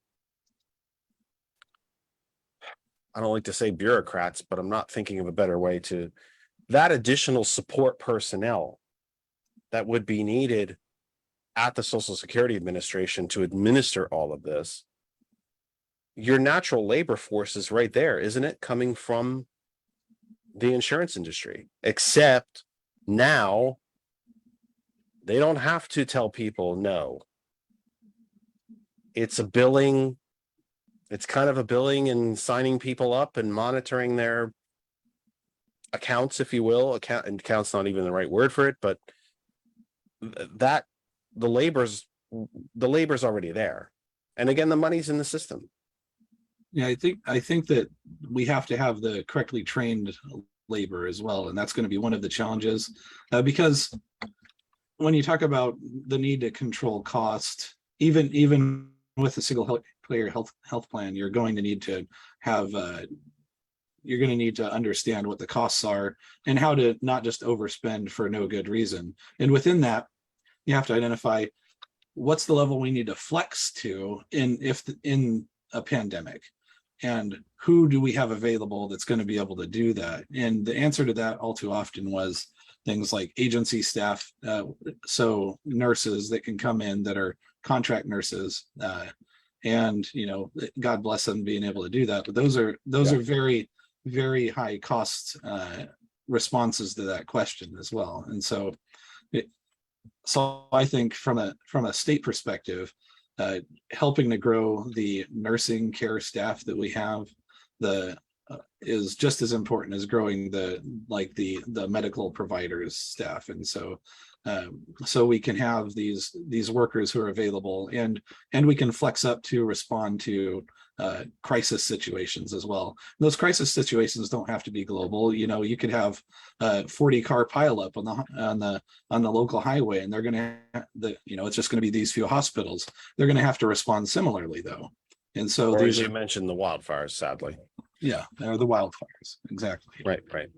6:31 Eastern time. This is the Kennedy Effect live. Did I mention for September 25, 2022? If you've missed any of our live programs, since we are 90 minutes in so far, if you've missed any of it, shame on you. My goodness, where the heck have you been? Gosh, you've missed some exciting stuff. You can go to our YouTube channel, That Other Side of Information, and after the program, we will post on Instagram. Looking at my cheat sheet, Twitter. Actually, I've posted the live program to Twitter, but I will post it again because there's no limit.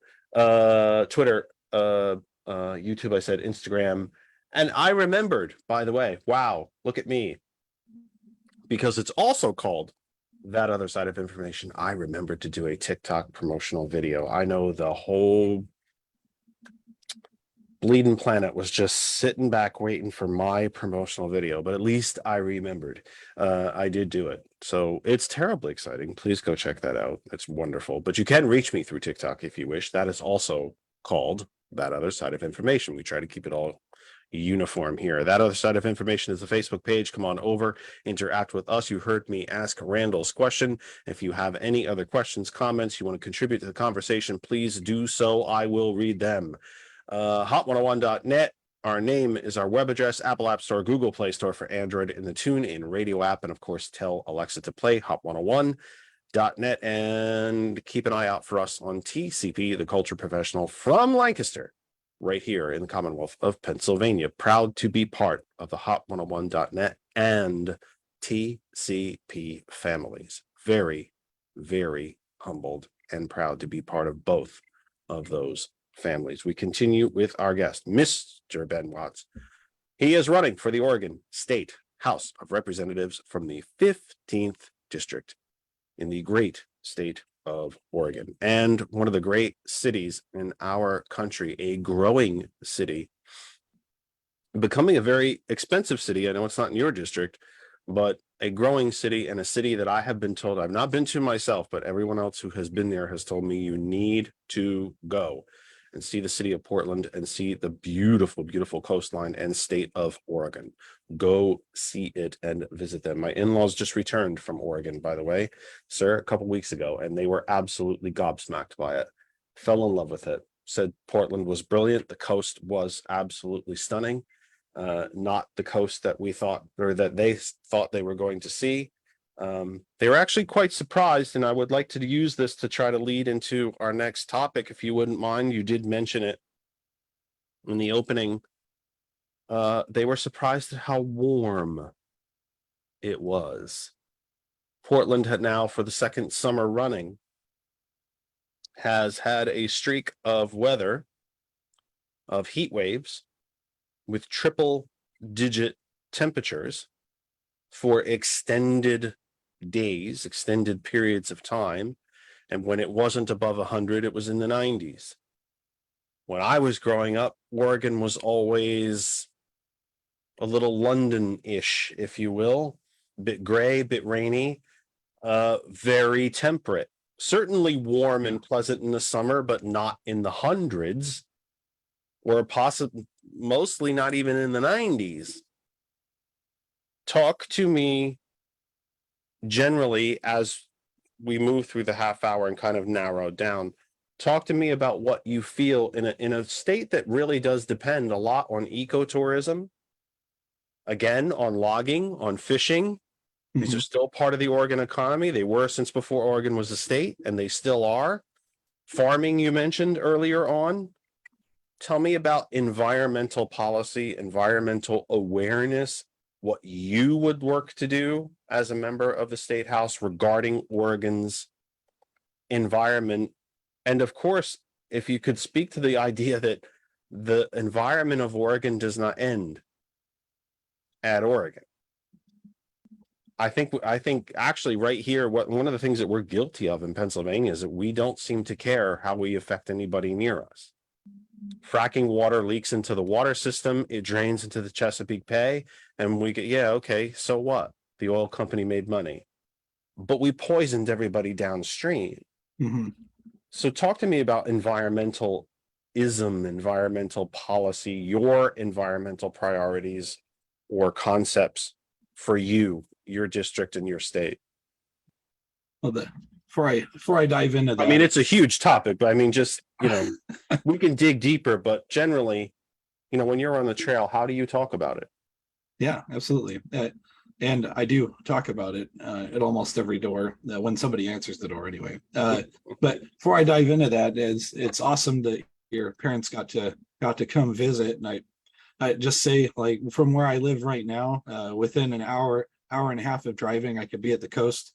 I could be at the mountains. I could be at a river fishing. I could be in the middle of Portland. And if you do go to Portland, there's a great beer scene and they do beer tours. So if you're a beer fan, sign up for one of those if you visit, because they are great, and safe and informative too. And so and visit Albany. Yeah, and visit Albany. yeah, absolutely. We have, there's lots of wineries in this area, and we've got our own breweries, which are, there's one local that creates a spice beer that's like jalapeno Oh boy. jalapeno spice beer and Oh boy. Kristen just heard that and yeah, she's booking a flight as we speak. it's pretty spicy, but it's great with their burgers. Then environmental policy. You know what? Wait, I'm sorry. I don't want to cut you off.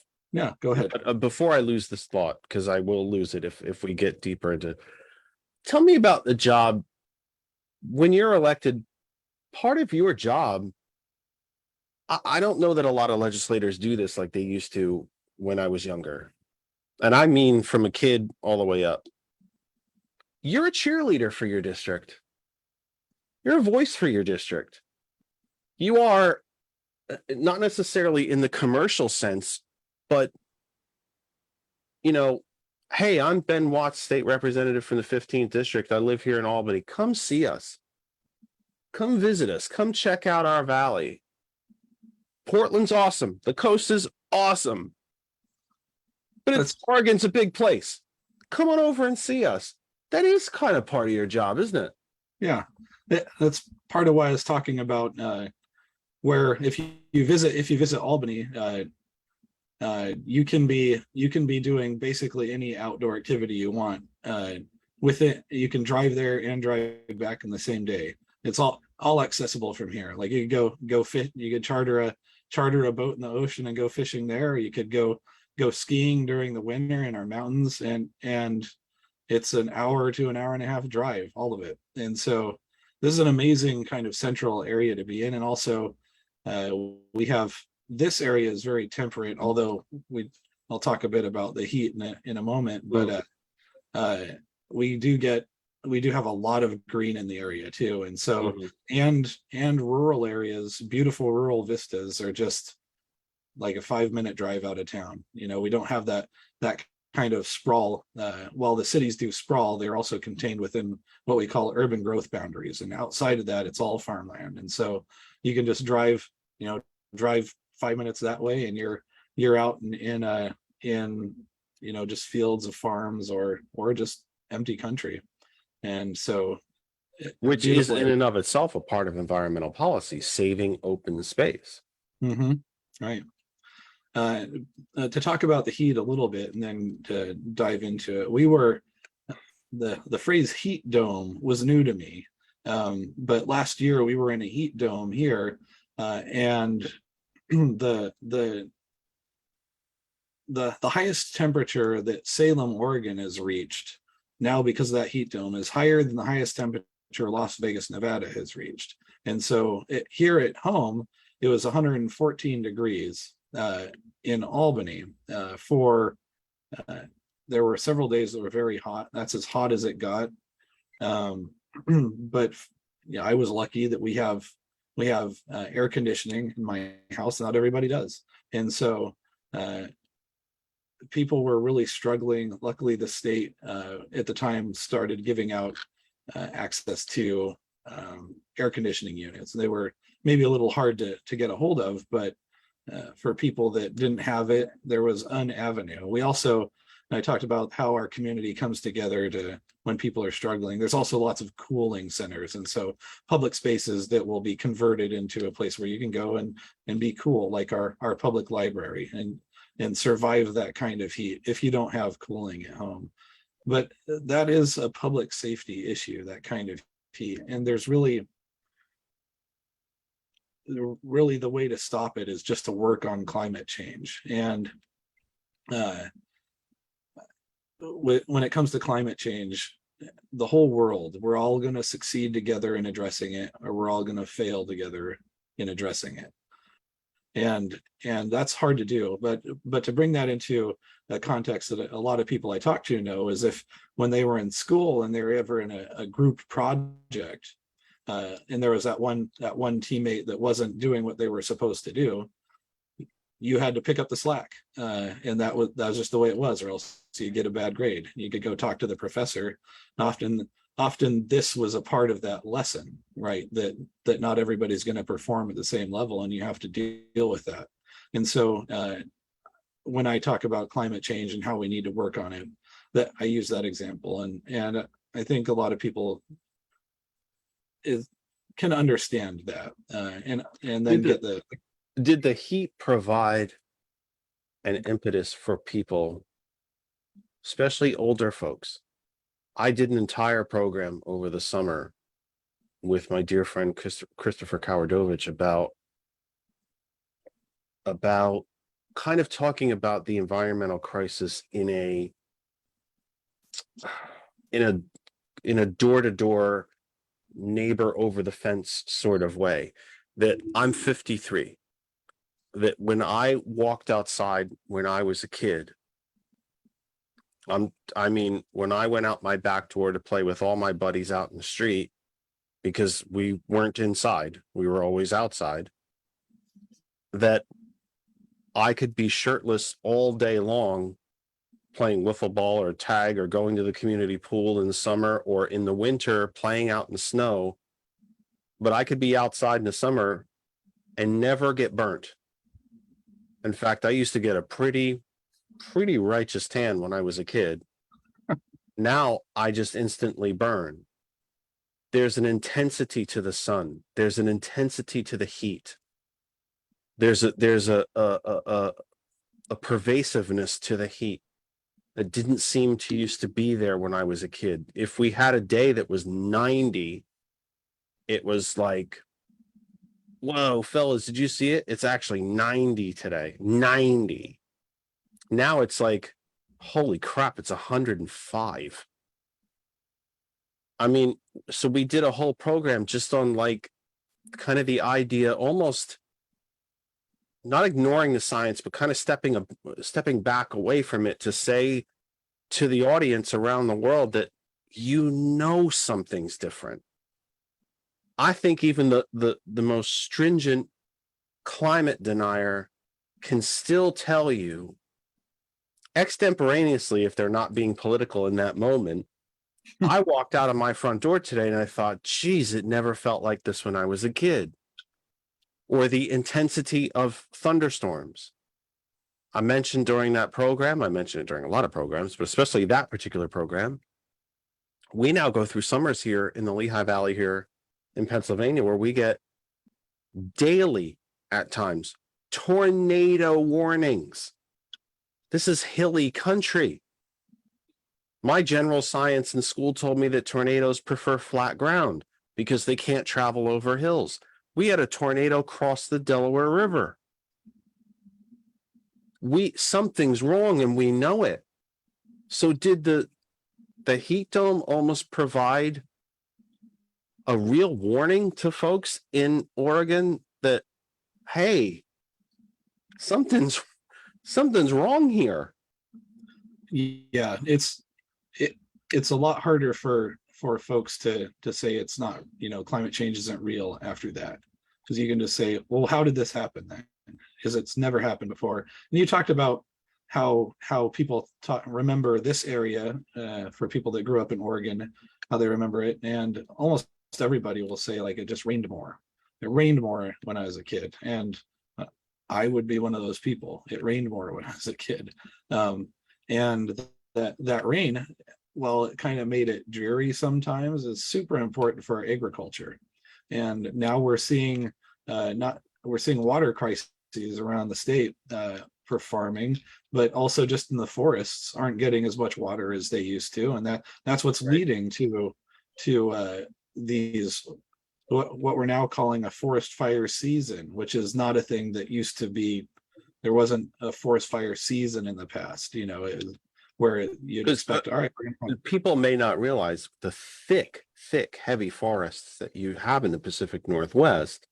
Mm-hmm. It can rain, but there are areas in those forests where some of that water never reaches the ground because the greenery itself, the trees are so close together and so thick. So when that rain cuts, you would think logically it must rain a hell of a lot in Oregon. Look at those trees. Some of them are so thick and so close the tops of the trees are saturated, and that's where the trees are actually taking in their moisture, not always from the roots, but it's then, of course, when you burn the forests away, those roots are dead too, and there's nothing holding the soil in place. Mm-hmm. We see the mudslides in California. Seems to be much more of a problem in California than I would expect, and unless, please educate me if I'm wrong. that you are having in Oregon, but just the fact of what you said, it's a fire, it's tornado season in Pennsylvania. Who the hell ever thought that was going to happen? We have mountains here. Yeah, and I mean, we're lucky to not have problems with tornadoes. We Even hail. Yeah, I saw hail once my entire youth. Once. And it was in the middle of July. And my father scooped up a handful and said, "Do you have any idea what that is?" I said, "No." Because it's ice. I said, "It can't be ice. It's 80 degrees outside."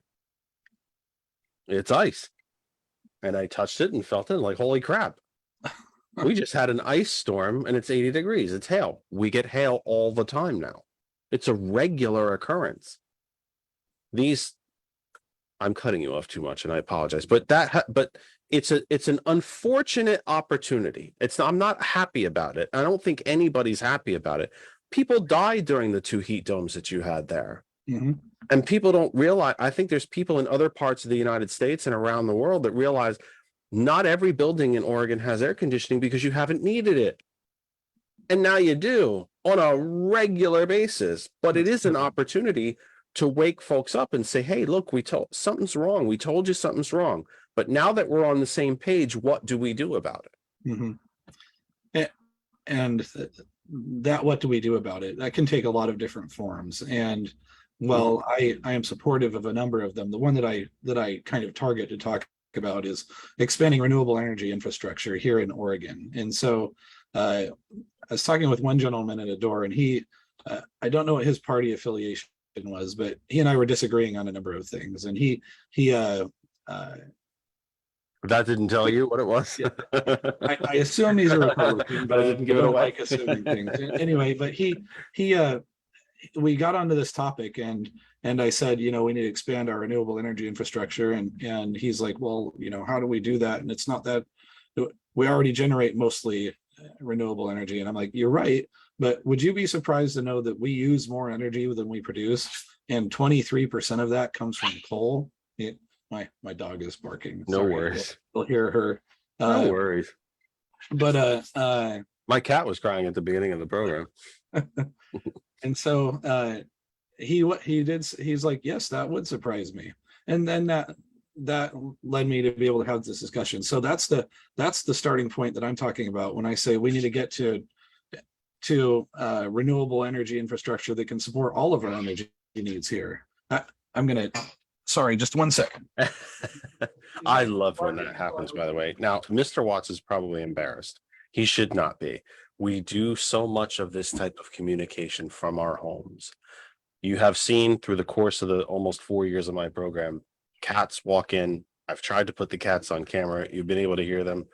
I get a genuine chuckle when things like this happen. I know guests sometimes are embarrassed. They take it personally. I think it's wonderful. It's called life. It's real life. We do these things from home. You may have heard in the beginning of the program, my cat was wailing. I have no idea why, because Kristen's downstairs, so he's got company, but he wasn't happy. And I can see the dog in the background, and I love it. I love when the furry family members make it on camera. We're just doing all this stuff from our homes. We're just normal people. They live there too. They want to be heard. They want some attention. I love it. I think it's awesome. I really do. I get such a kick out of it. I love seeing the furry kids. I love it. And she is old and blind and deaf, and she likes knowing that there's somebody nearby, basically. And so she is going to keep barking until I open the door.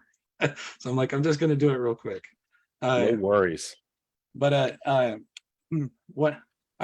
there's a little bit of a rivalry between Oregon and California. I'm sure that there's similar rivalries everywhere in the country between states. And so I use that a little bit at the doors. I'll say, in this last year, California had several days where they were able to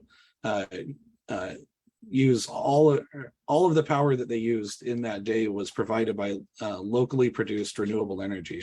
And I say, I don't like seeing California doing a better job at this than we are, and that so they get a little competitive nature of folks going a little bit too. And so I've had a lot of agreement with that. Do you think Oregon's a history of embracing environmentalism, if you will, not necessarily, a solar panel on every roof, but protecting green spaces.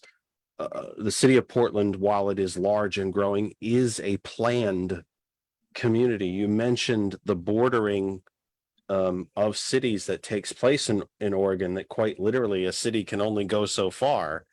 Right. Before that ends. You can't, I believe it's not quite as strict as that you cannot build past that, but the type of buildings are then restricted and changed. Right. Oregon is an environmental state, I believe, before environmentalism was even a bit of a household word. Do you think that the idea of discussing environmental issues and environmentalism is kind of easier in a place like Oregon because there's a bit of a history of it? I think that may be fair. I haven't run for office in any other state, so I don't have something to compare to maybe, but there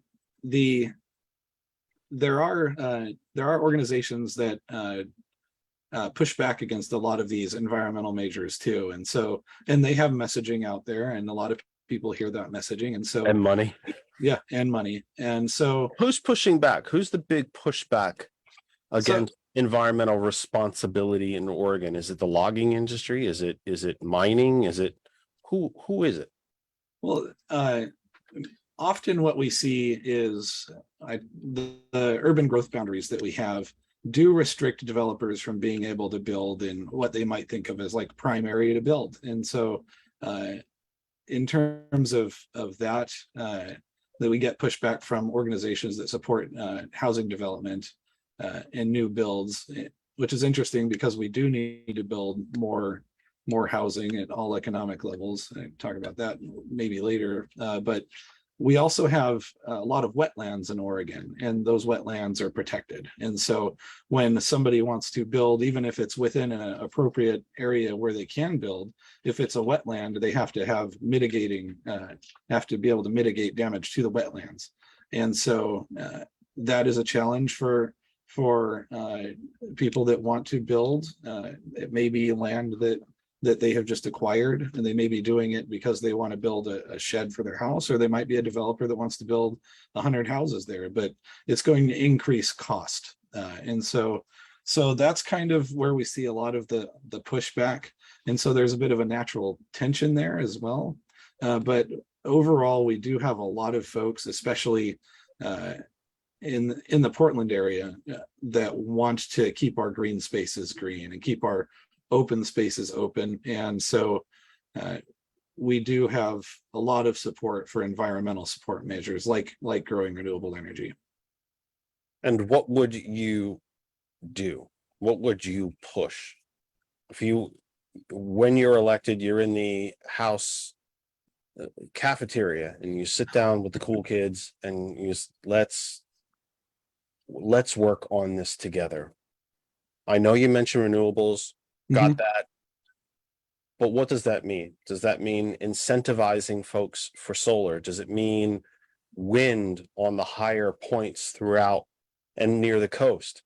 Because it's a windy coast in Oregon. Does it mean wind to power the state? Does it mean offshore wind, as they're doing in New Jersey with We're doing that too. with floating turbines? What is green? Is it more recycling? Is it incentivizing people to weatherproof their homes in a better manner, to save? I think we sometimes forget about that. We get a little grand. Is it when I say a little grand, I don't mean like in a bad way. I just mean that we could forget sometimes that if we just weather strip our windows, we can save heat and air. Is it expanding, doing some of the things that the federal government has done, rail instead of cars, expanding the charging station network for electric cars? What would you do? I mean, All of the above, right? And so we do have a lot of incentives for like improving your house's energy use already. And so there's ways that people who have like if they get they change their furnace from one of the furnaces they put in like the 1980s or something, if they're lucky to have a furnace that lasted that long, but they replace it with a energy efficient furnace, there's grants they can get from the Oregon government. And so we do have some incentives in that way. For specific to growing our renewable energy infrastructure, we have a lot of bureaucracy that governs it at the city level, the county level, at the state level. And so when I talk about incentives and incentivizing things, I like reminding people that doesn't always mean just throwing money at it. You know, you can have the state agency like the Oregon Department of Energy have a small organization that their main focus is simply partnering with renewable energy organizations and navigating them through the bureaucracy that's required in we have a county called Crook County, which is out in kind of central eastern Oregon, or here in Ling County, and they're going to be different. And so an organization coming in that wants to do this kind of work, that is going to be a challenge for them. And if we can make that easier, and also if we can identify spaces and say, we're going to make sure that your permitting goes through easily in this space, if you meet these requirements, like you generate at least 1 megawatt of, you know, or greater, whatever requirements we put in place, those are great incentives too. And so our governor has mandated that our top 2 energy producing organizations will be fully renewable by 2035. I think that's great. There's a lot of smaller organizations that are energy producers as well. And they may need, all of the organizations may need help to get there. And so things like these types of incentives, just ease of access and ease of engagement with the state. These are things that can make the job a lot easier in getting organizations to come in and build renewable energy, like wind, like solar plants, and like offshore, like you're talking offshore wind, like you're talking about, which we're investigating a lot now too. And so you asked what I would do, and at the cafeteria table, that's the discussion that I would have. You know, there's things we can do that aren't going to cost us a lot more money, but maybe just a little bit more effort. Do I think the weatherproofing, especially the modification of older and existing buildings, of course, to add solar, which I think is just a no-brainer. As we try to master fusion power here on Earth, there is a wonderfully efficient fusion generating power station about 93 million miles away, and it works brilliantly, and it outputs more energy per hour than we use on the planet every year. And why we are not doing that is beyond me. It's a simple, that seems to me to be a simple one. It's also a job creator. Somebody has to build those panels. Somebody has to install those panels. Someone has to do the wiring and conversion for homes to be able to use that power. We can sell that power back. Hell, if we want to be even more altruistic, we can donate it back to areas that need it. That's the no-brainer one for me. And the wind, of course, for an area like Oregon is also a no-brainer. And, you know, you do have mountaintops to put it on, but you also have that very, very active coastline just waiting to soak up all that wind and use it for something good. 7:01 Eastern time. Ben Watts is still with us. I haven't bored him to tears quite yet, so he's still here, and I haven't driven him running, screaming out of the bedroom there, so he's still with us. 7:01 Eastern time. Kennedy Effect is live with you for September 25, 2022. We are planning to be with you next week, returning. That is October 2nd, I think. I will check a calendar. I got all confident that I was going to rattle that off and sound extremely professional. And then I stopped midstream, as I seem to be doing a lot tonight, stopping midstream. Our plan is to be back with you next week, October 2nd. And I think we do have a guest lined up for that. And I will tell you about that later in the program. We will open the phone line a bit later. Wherever you are on Facebook, it is That Other Side of Information is the home group Facebook page. Come on over and talk to us. One whopping question so far from loyal and dear friend Randall. Everyone else, there's a good number of people who've been in there Nobody's just saying anything. I guess we're just so good, Mr. Watson and I. We are so comprehensive that we have answered all of your questions. So no questions from you, but that's fine. We're here. You can continue to do so. If you want to put more questions in the chat, say something. Again, agree, disagree. You're welcome to disagree. Everyone is welcome here.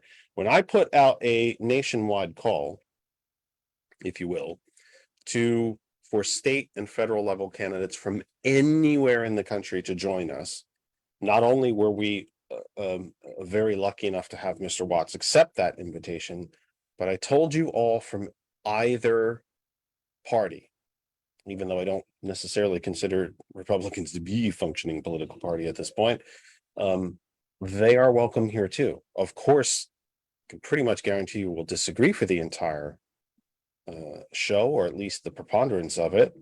I also think we'd probably agree on more things than said Republican would probably believe, but they're welcome here too, because we have to start talking to each other again.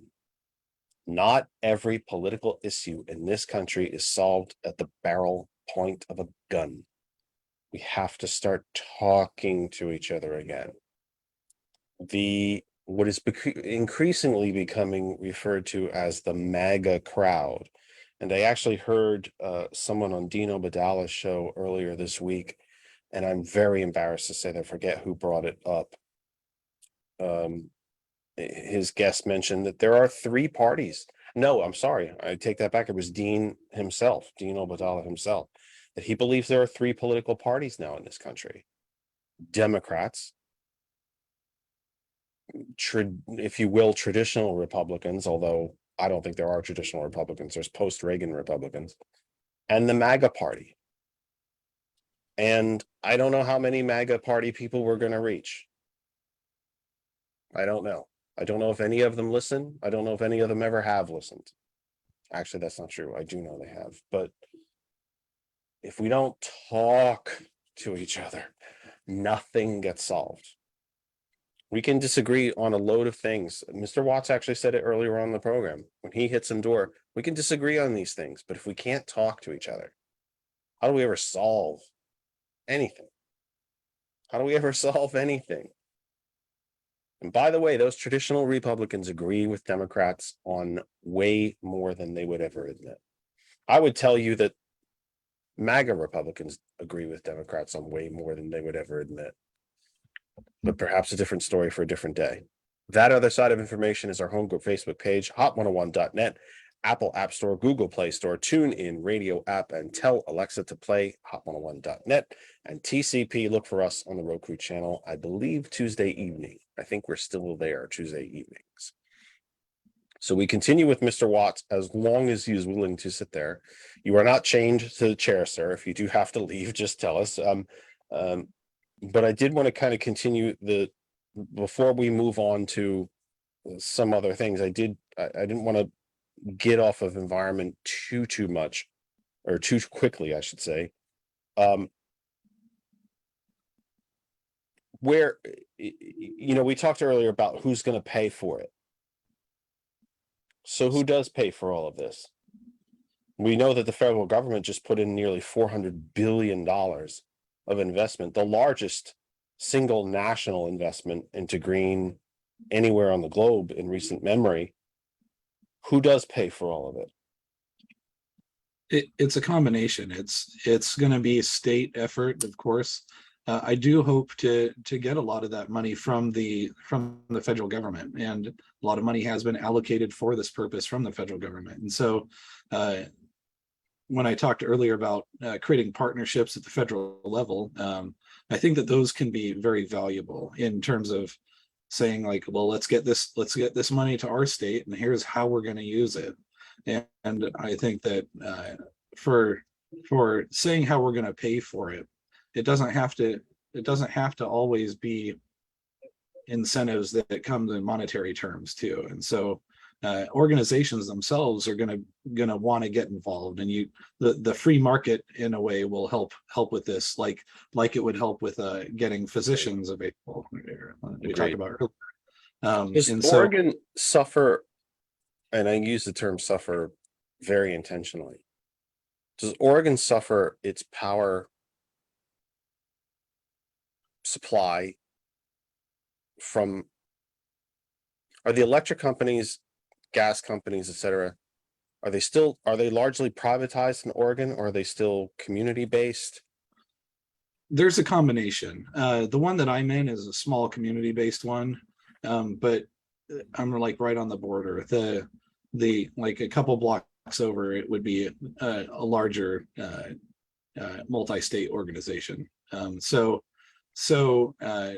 we're kind of a hodgepodge to answer that question, but by far the largest producers are the multi-state organizations, and so they're also the ones that will be under that fully renewable by 2035 mandate. However, this elections have consequences, and that could change in the next election. We have a very tight governor's race in Oregon as well, and Which is astounding to me. it is. We have. I do think Kate Brown has been one of the true leaders on the state level anywhere in this country. I happen to think our neighboring state of New Jersey, where I was born and raised, that Governor Murphy is one of, if not the most underrated governors in the country. I think he might be the single most progressive governor in the country, which is pretty interesting for a billionaire.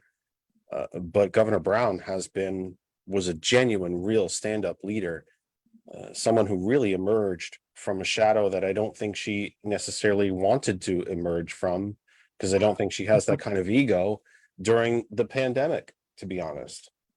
She did, and I understand why a lot of people were upset with her because of the impacts of some of the decisions that she made, but those were hard decisions that did need to be made.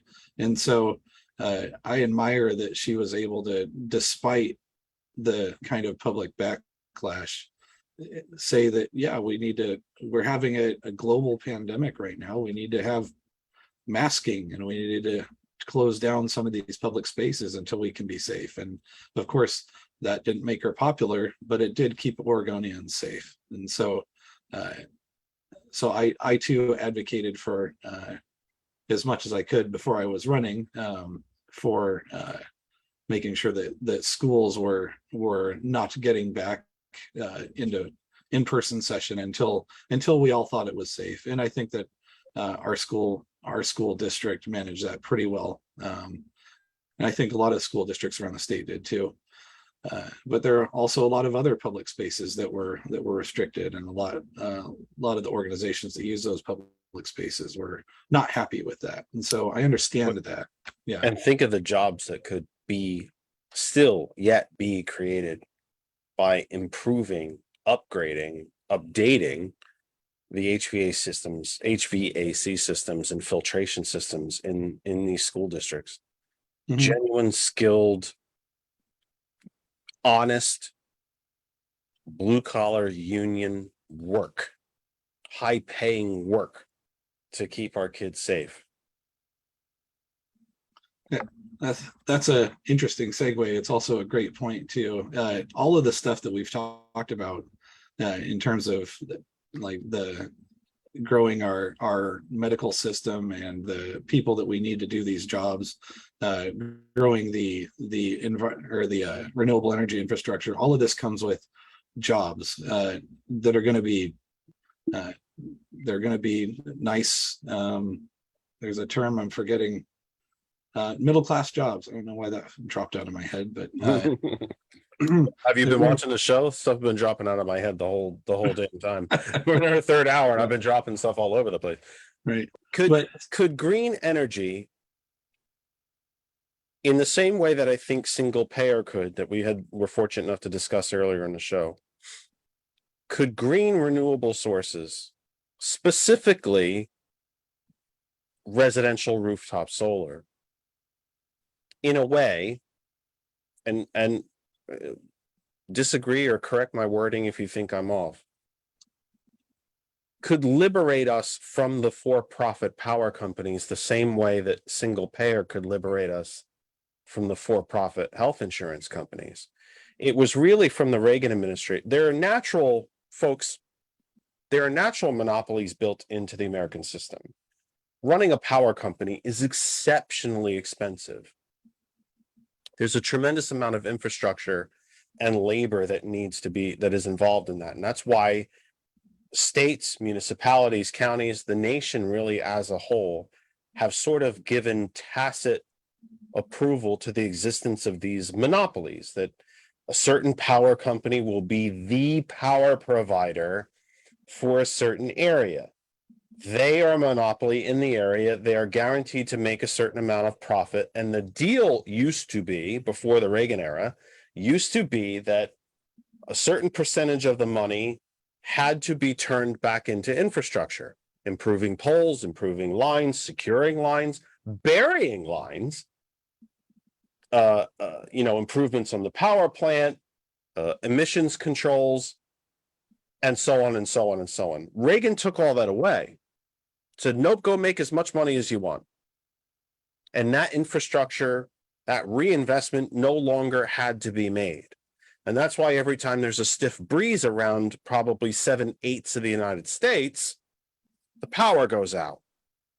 I think the power went out maybe 3 times my entire childhood at my parents' home. Now, if we get a bad enough wind, it's out, because that infrastructure spending requirement, that part of the monopoly deal, was removed by the Reagan administration. It was pure profit. It would seem to me, Ben, that residential solar, geothermal too, by the way, residential geothermal, although more expensive, could free us from that for profit and actually make us more independent in bad weather if we pursue that.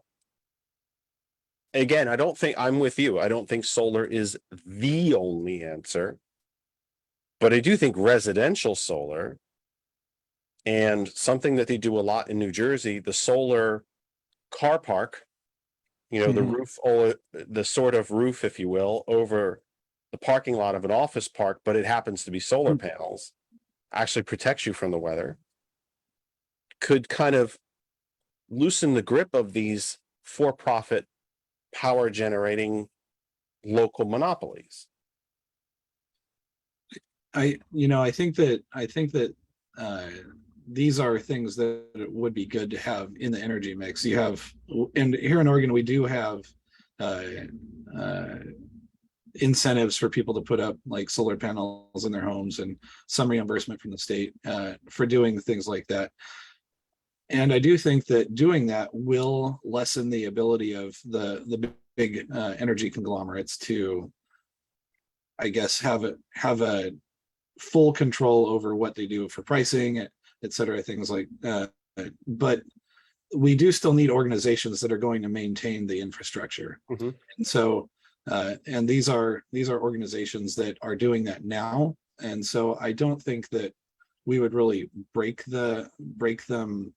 I don't know if this was what your question was, but break them up as much as maybe change the nature of the services that they're providing.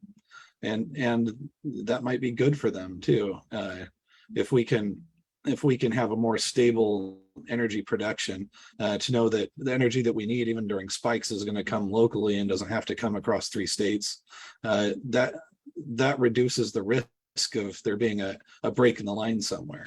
And so, but they are the organizations that are going to be maintaining those lines. And but doesn't the free market enter that in now? The solar market is largely, if not entirely, unregulated at this point. I could probably call any one of a dozen solar companies to put panels on my roof right now and enter a service contract with them. If the large for-profit power generating companies want to jump into that market, then the free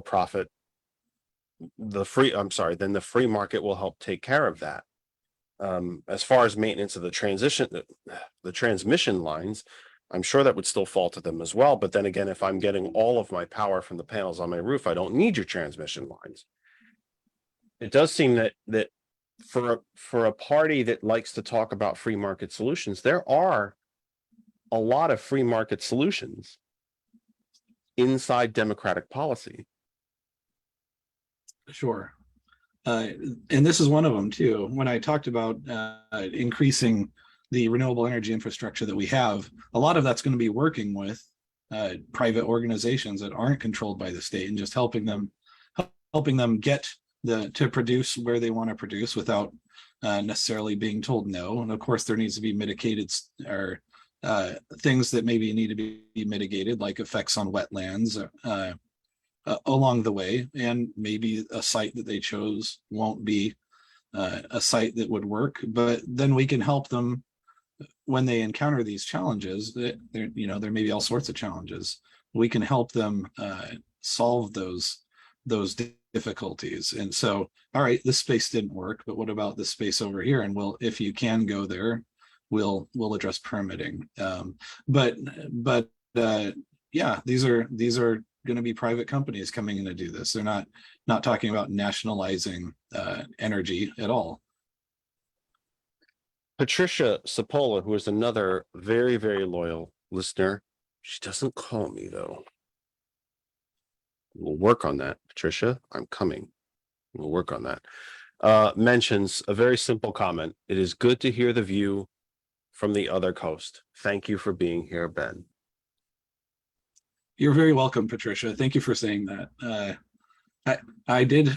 You've said thanks, and I can go whenever I want, but I did budget the whole 4 hours. So no, you go. You tell me when you need to go. I'm here for, and I'm glad I get to talk with folks that are maybe outside of the circle that I've been speaking with lately about these issues too, because here in Oregon we have a lot of these challenges, but they're not just Oregonian challenges. A lot of these things are national.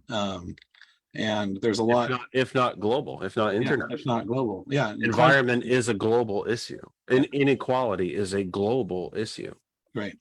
And so even though I have to, it can actually be a challenge sometimes to talk about what are national issues. And there's a lot of national issues right now to talk about, but then bring that down into a context of what we can do just here in the state, because I'm not running for United States Congress. I'm running for Oregon State House Representatives. And so, but I do recognize that these have often global impacts, and for renewable energy and just climate change. Again, we're all going to succeed or we're all going to fail together, and that's a global way that we have to look at it.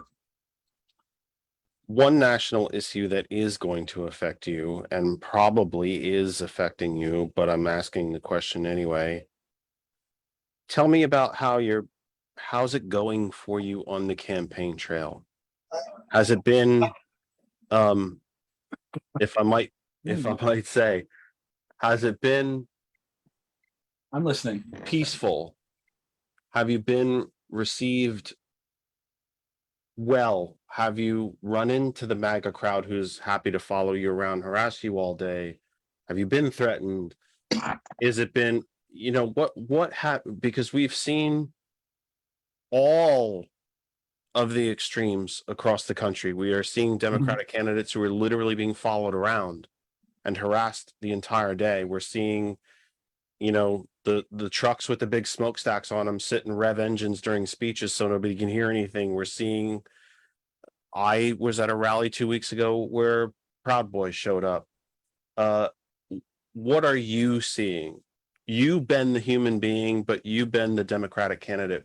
What are you seeing when you're out there? Well, the most hostility that I've seen was when I went to a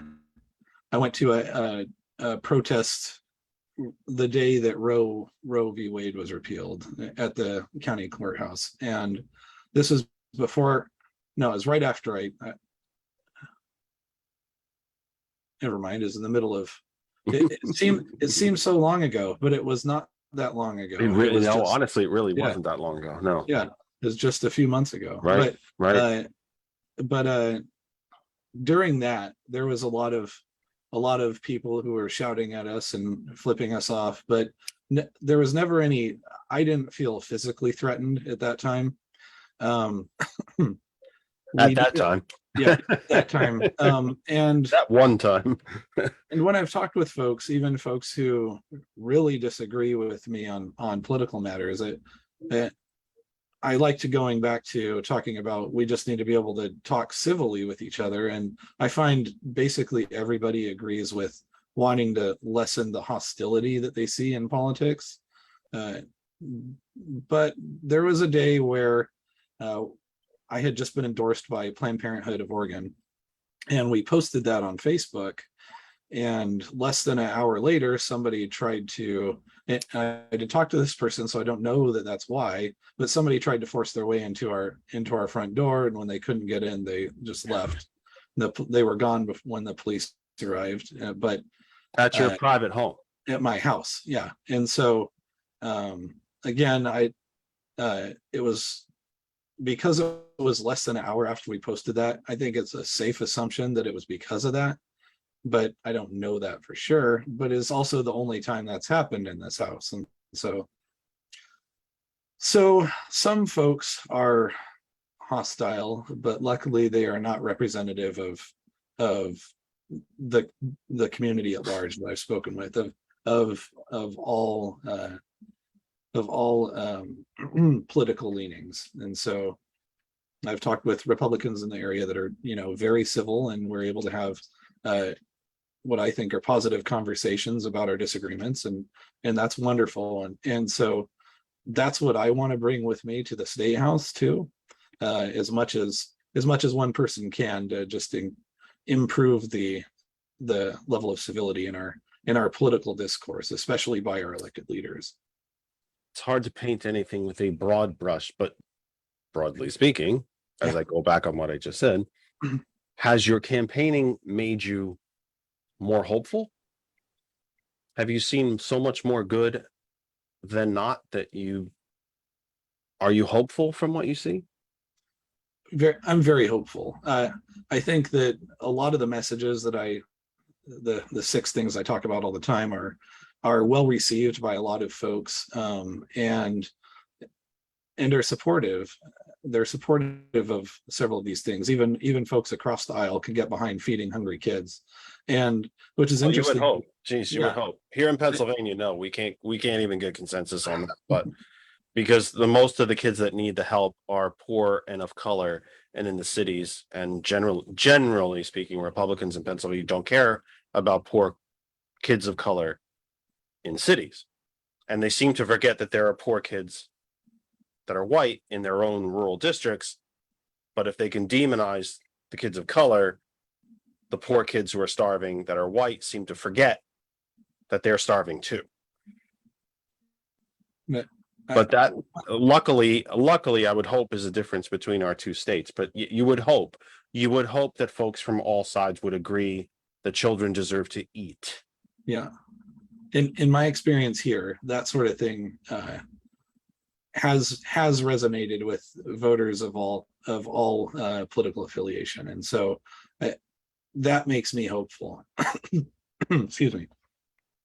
And so I feel really hopeful for what we can accomplish too, because there's a lot of change nationally in politics. There's a lot going on in terms of climate change as well, and a lot of it's going to take a lot of action, and I'm excited to see that a lot of people here are kind of suited up to do these things. And forgive me, I have to cough. It's fine. I know that you need to go as well. I just want to try to hit a couple of things before I free you from the bedroom. First off, if that beautiful pup needs to sit on your lap, you put her right there. I think America would be happy to see her. But that said, can I ask you about oh crap, I lost my question. Can I ask you about I wanted to ask you about education, because you mentioned it early on. Yeah. And I know that there's no short answer to education, but generally, when you're out in the trail and someone mentions education to you, what do you do? What does Representative Watts want to do for and about Oregonian education? I want to make sure that our public schools are funded appropriately, and that we have the type of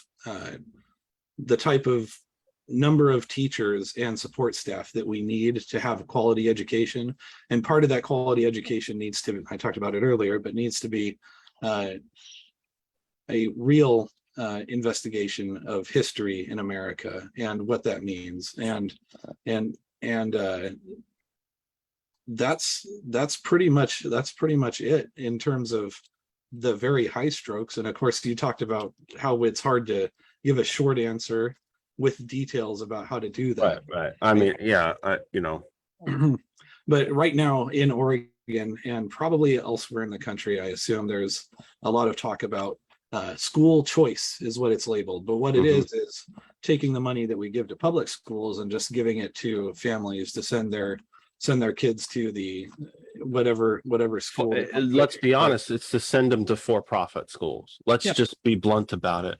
Right. It's for profit. It is an enormous problem here in the Commonwealth of Pennsylvania. And by the letter of the law, I do not know if you have this problem in Oregon. And I think the pandemic only exacerbated this, to be honest. I don't know if you have this problem there, but Pennsylvania state law actually says that for-profit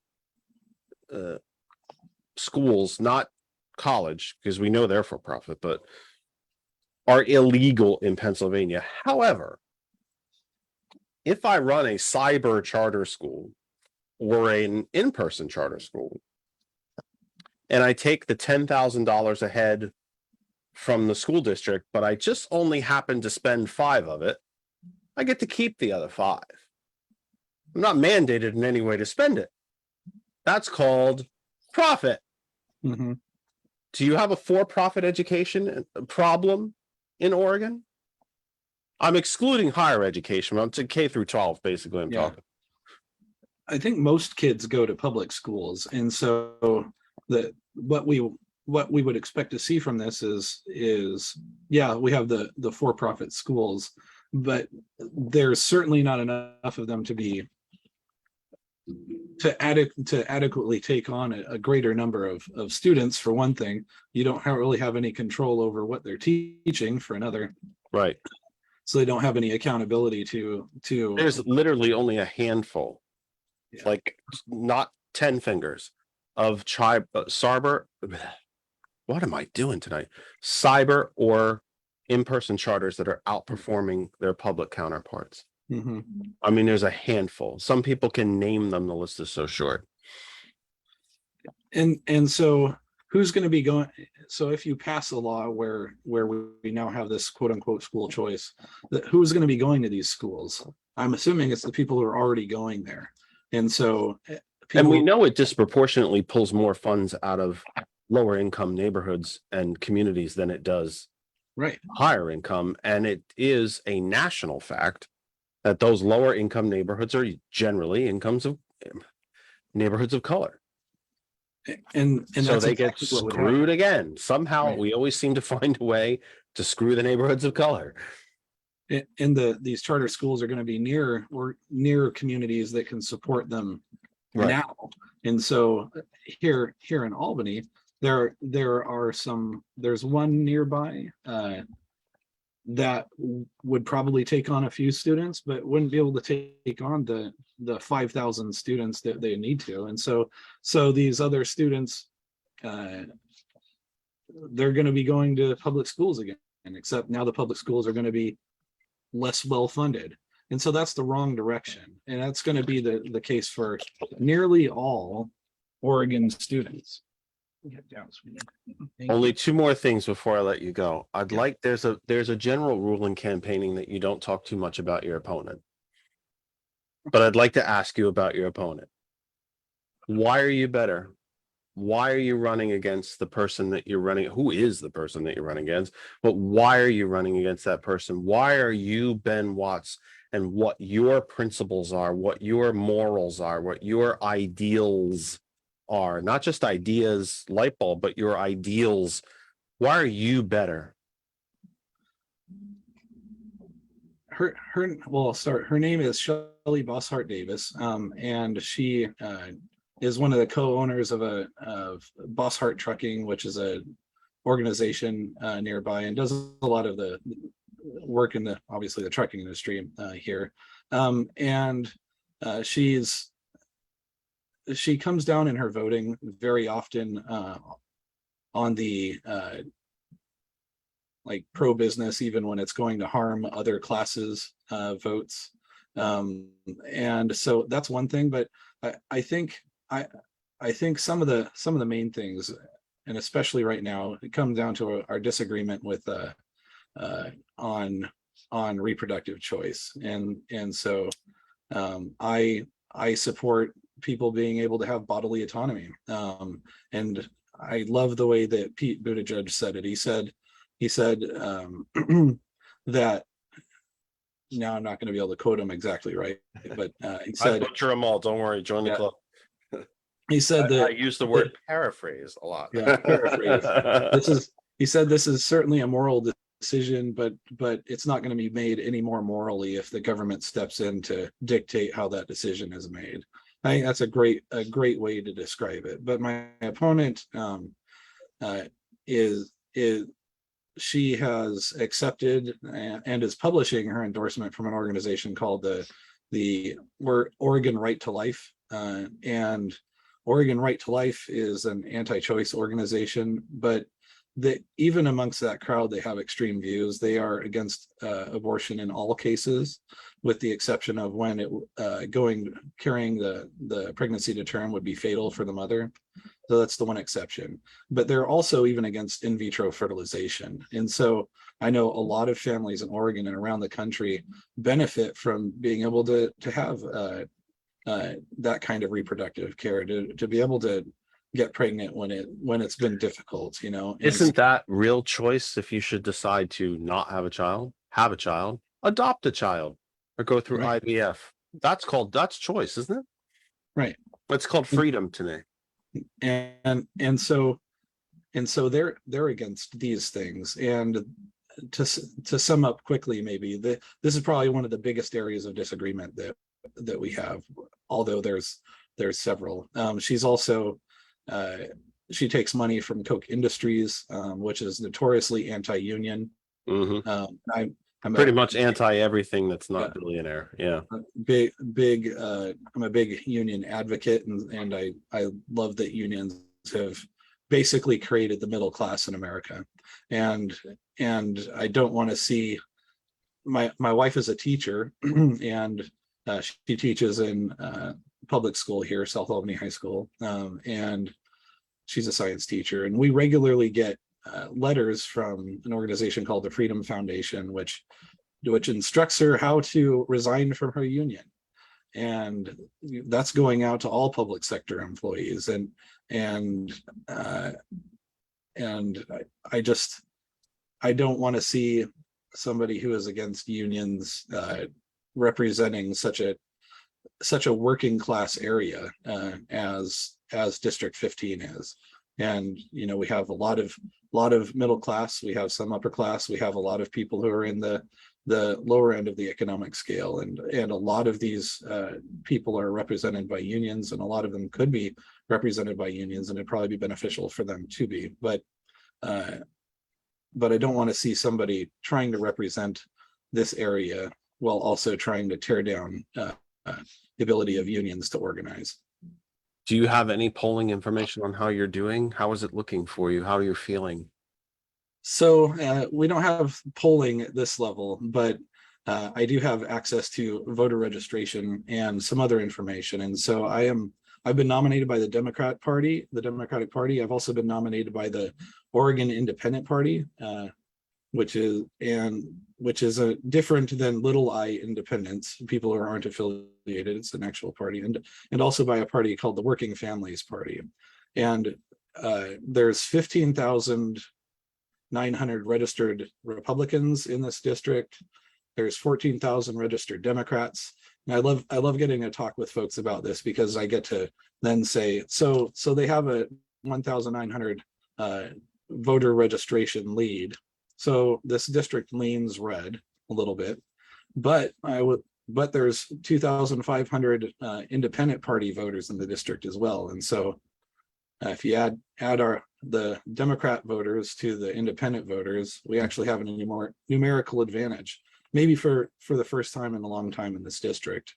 And so that's exciting to me. It's exciting to a lot of people I explain it to, and it kind of gets folks jazzed up to help go knock doors. And this is a real opportunity to change the messaging that's coming from District 15, and change the who's representing this district. Somebody is going to be pro-union and going to be pro-choice as well, and also just pro giving food to children. And that's something I'm going to be fighting for too. You would think that my answer has been buried in all of your answers throughout the program, but what makes you a member of the Democratic Party? What makes you a Democrat? Why are you a Democrat? I'm a Democrat because I feel that the Democratic Party has a better platform that's going to reach members of our communities that are struggling, and help them get in touch with organizations that will help drag them out of whatever crisis they may be in, help pay a bill that will keep them from falling into homelessness, or help guide them out of homelessness and back into being productive members of society. And so these are platforms that the Democrat Party really talks about. Of course, choice as well, and that's a big one. And Please, I'm going to ask you, please don't fall into that trap. what's that? We are the Democratic Party. We have been the Democratic Party since Jefferson founded it. That Democrat Party thing came from Joe McCarthy in the 40s and 50s, because people like things that are democratic. It's democracy. It's freedom, it's liberty. But if we refer his quotes, I would be paraphrasing same as you, that if we refer to them as the Democrat Party and then we put the emphasis on the rat, we'll be able to link them closer with the communist rats that we're hunting. We are the Democratic Party, and we have been since we were founded. And that easy, name calling, baseline, mudslinging kind of thing that we allow ourselves to get used by all too often, unfortunately. Again, I think part of that is that we get sucked in because our policies don't fit on a bumper sticker. There's actually nuance and science and facts and things like that, but it's not as simple as support the police. Well, no kidding. But last thing, everything is yours. The entire openness of the program is yours. If there is anything that we did not get to talk about, anything that you don't think we get to fully talk about, all your contact information, donations, where are you going to be? How do people follow you? How do they interact with you? Where's the campaign up? Just anything. The floor is yours. Well, thank you for that. My website is www.benwattsfororegon.com. And if you're inclined to contribute to somebody who's fighting for these things, there is a contribution link on that website that'll take you to an ActBlue site where you can donate to this campaign. And every dollar that we receive is used to get the message that we've been talking about today, a message of hope out to the voters of District 15, every bit of it. And so when you give money to this campaign, you can be sure that it's going to go out in the form of a mailer, a postcard, or a message that somebody sees on Facebook that's going to help get this message across. We didn't talk about homelessness as much, and that is a big struggle here in Oregon as well, and it's one that I talk about. Would that largely be due to the rise in cost of housing? Really, yes. That's certainly a contributing factor. And but housing. So I talked about. I have 6 things that want to focus on. We talked about several of them, that, feeding hungry children, working on renewable energy infrastructure, raising the minimum wage, but we didn't talk about housing or homelessness. And they are closely linked together, but I do think they need to be addressed individually, because there's so many working parts. And just for homelessness, if we can bring the housing costs down by working with developers to build at every economic level, which is apartment buildings, fourplexes. We don't have a lot of multi-generational homes in Oregon, but that can help with problems with when an elderly person may fall into homelessness as well. And then single family homes so if we can expand housing availability at every single level, we can bring the cost of housing down, and in rent costs, we can also make the dream of home ownership a little bit more accessible for folks in Oregon. And that does play a piece in homelessness. You're going to ask something. Go ahead. Do you think that that's part of it too? Because I talk about that a lot. It's happening right here in my own backyard. That the gentrification that's happening, the development that's happening, is largely rental properties. The quote unquote luxury rental, and they're beautiful. I mean, they're beautiful spaces. They're beautiful buildings, and they have lovely retail on the bottom. They're in good locations, well connected, all that. But they're rentals. They're not even, the condo craze of the 70s and 80s in Manhattan, when public housing went condo, and at least you could buy your apartment and actually own it. They're rentals, and those rentals are at a price where it's pretty, unless you're making a really, really good income, you're not saving anything in the hopes of eventually owning property. And property ownership is pretty much the entry level of any type of generational wealth. And at this point in our country's history, the only hope most people have of ever retiring is that, are you all, I know Portland is actually, but is your section of Oregon facing that same thing? And I've nothing, if folks don't want to own a home, it's America. God bless you. Don't rent for the rest of your life. That's fine. But there's still a good significant amount of people who understand that home ownership is a way to generational wealth. It's a way you can write off your property taxes and your mortgage interest. You don't do that in a rental apartment. The developer does, but you don't as a renter. Are you seeing that trap of renting happening in your area? Because the cost of like a new house in this area has skyrocketed.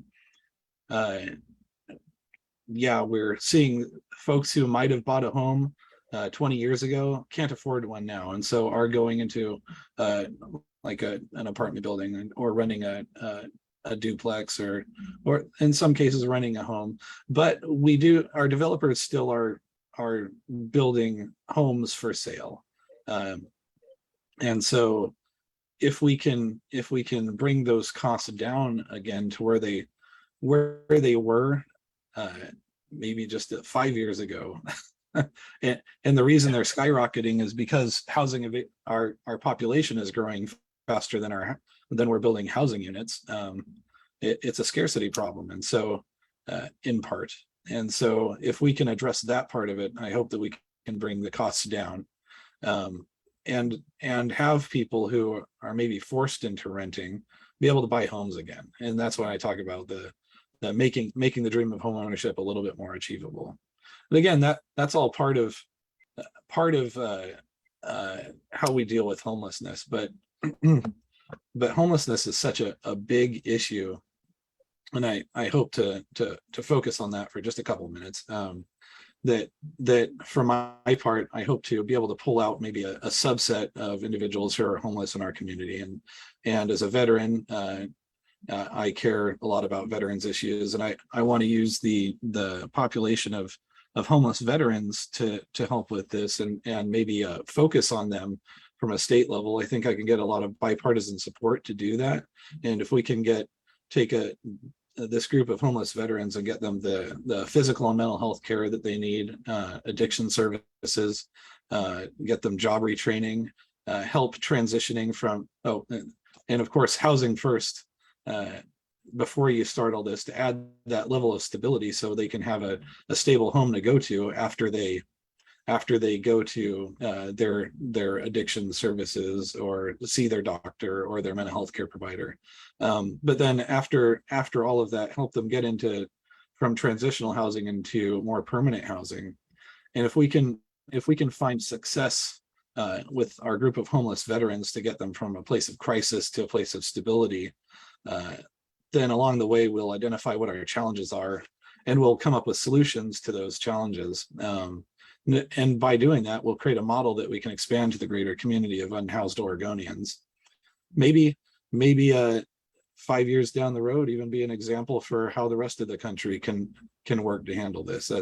That's my hope. And I always talk about, after I say this at the door, I always say, this isn't something if you elect me, I'm going to do it on day one, but I am going to start working on it on day one, right? And so the best time to start working on something was 5 years ago. The next best time is right now. So it's time to start working on it right now. I think we are seeing a growing impatience on our side of the aisle, unfortunately.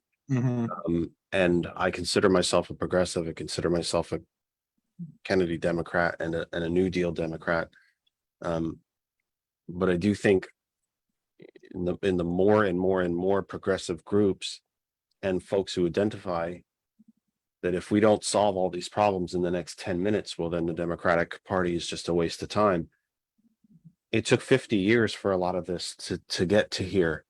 Mm-hmm. And in the environmental crisis, it took 60 and 70 years. Exxon knew in the late 50s what they were doing and suppressed it all. So we didn't get in this problem in 10 minutes. We're certainly not going to fix it in 10 minutes. And that impatience is at a minimum frustrating. But I am going to let you go. I kept you longer than I should have. And certainly your dog's not happy about it. But I want to just give you one piece of bad news. Uh-oh. And that is you are part of the family now. What does that mean, Jeff? You are part of the program family now. And I hope with all sincerity and humility that this is not the only time that we will ever hear from you. I hope that you will come back and see us again, especially after you win and you're a big, famous rising star politician in Oregon, that you will come and see us again. And that if there is ever a time before Election Day or after, regardless of outcome, that you think there is something important that our audience needs to know, you know how to find us, and that you will come back. And if it's just for 5 or 10 minutes, or if it's for a half an hour or more, panel or by yourself, you have the keys to the house here. And I hope that you will come and see us again. And I am beyond grateful. And I could not be more sincerely thankful to you for the amount of time that you've taken to talk to me, talk to the country, talk to the globe. And I'm humbled to have you as part of our program's family, and the dog as well, to have you part of the family. And I beg you, please don't let this be the only time that we meet, that we talk, that we see each other, that you come and visit our audience. The keys of the kingdom are yours. You're welcome to come and see us anytime. And you know that we absolutely wish you the best. Please stay safe. We're going to be rooting for you, and we'll be watching for the election results on the 8th. And, you know, again, when you're a big, famous, hotshot, $5,000 Italian suit politician, we hope you come. We hope you come back and see us. I love that. I appreciate the opportunity to chat with you today, and for everybody that's listening in. Thanks for listening. And Jeff said it a bunch. It's okay to disagree. We just need to do it without being disagreeable. You know, so if you heard something that you disagreed with, you can also contact me on my website and say that, and I'd be happy to respond to that. And one more time, website and donations where? Oh, yes, my website is www.benwattsfororegon.com, and it's just a link to contribute in the top right of there, which which will take you right to the ActBlue page where you can donate. It's easy to do, and we really appreciate any donation that we get because it helps us get this message out to all the voters of District 15. Thank you extremely. Just, I don't have enough thanks for you, the campaign, the family, and again, you're welcome here anytime.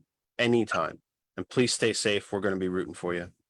Thank you so much for having me. And I better go take care of my dog. All right. Absolutely. Go get them. Yeah. Thanks so much. Thank you. Yeah. Have a great evening.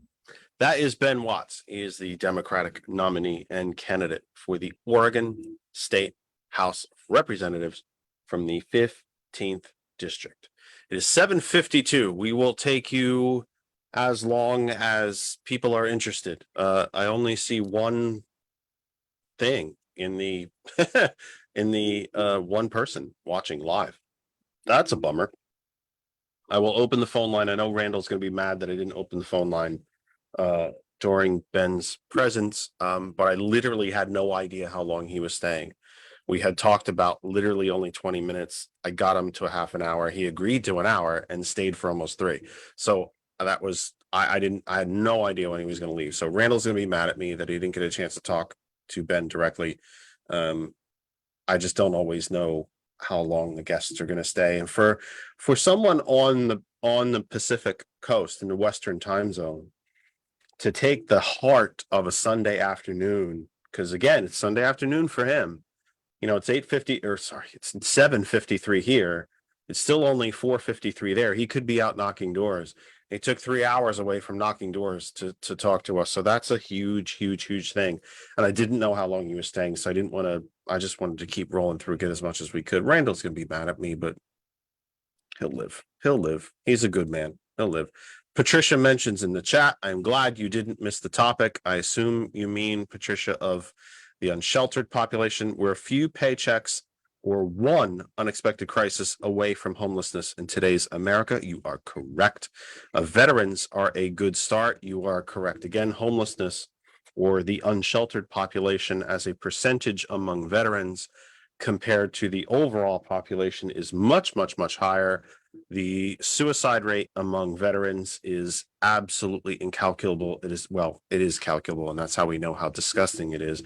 It is, I believe, on average, someone can correct me, but I believe on average, a veteran commits suicide, I think it's 1 every 10 minutes. I could have that incorrect. I'm working from memory. I could have that incorrect. I will open the phones, and again, Randall will call and then he will yell at me because he didn't get a chance to talk to Mr. Watts. And I'll have to take that. I will have to eat that criticism. I'm guilty as charged, sir. Look, Kristen will tell you, she'll back me up. I love doing this program. I really do. The most difficult part of it, and this is a first world problem. This is not a kind of a problem that anybody should be losing sleep over. Is getting guests. And when I have a guest that says, yes, I'll come, but I can only stay for so long, I kind of take that at face value. So I really didn't know how long he was staying. It was every extra minute past like the first hour was a bonus. So almost 2 full hours of bonus time was pretty cool. Phone line is open. Well, I mean, it's been open, but I'm now sharing the number with you. It's 267-227-9189, 267-227-9189, 267-227-9189. Where else am I going? I'm going to the wrong software. So we are open. Phone line is open. If you would like to call, this would be the time to do it. If you have any additional comments to throw into the chat, this would be the time to do it. Literally, if no one calls in the next several minutes, we will be out of here and say goodbye to you until next week. Please remember that we are scheduled to return with you next week, which is October 2nd, Our guest is scheduled to be Erica Vogt. She is running for, and I believe I have the pronunciation of that correct, VOGHT. I believe it's pronounced Vote. She will be back. She will be with us on October 2nd. She is running for the Pennsylvania State House. The district number is not in front of me at the moment. October 9th, we return to Oregon. Raz Mason. This one I'm looking forward to because I kind of looked through his Facebook a little bit. I'm not really sure where Raz is coming from. He is the Democratic nominee, but I'm not exactly sure where Raz is coming from. So this could be interesting. He is running for Oregon State Senate in the 26th district. So far, we have no guests scheduled for the 16th, 23rd, and I am not quite sure what to do about Halloween, October 30th. That one's up in the air. 267-227-9189, 267-227-9189, 267-227-9189. So Erica Vogt will be with us next week. I'm going to try to find very quickly her information so I can tell you what district we are looking at. Goodness, I'm trying to find it really fast and it's not working. Unfortunately, trying to do it so quickly. It's not working. The district that she's running in. It's in North Central PA. I know that, but I don't have it in front of me. All right. Well, she will be with us next week. We're looking forward to that. Very much, actually. We're looking forward to it a lot, a great deal. So that will be interesting. That said, yeah, I think that will probably do it for us. 267-227-9189, 267-227-9189, 267-227-9189. Some interesting, I want to try, if I could, quickly to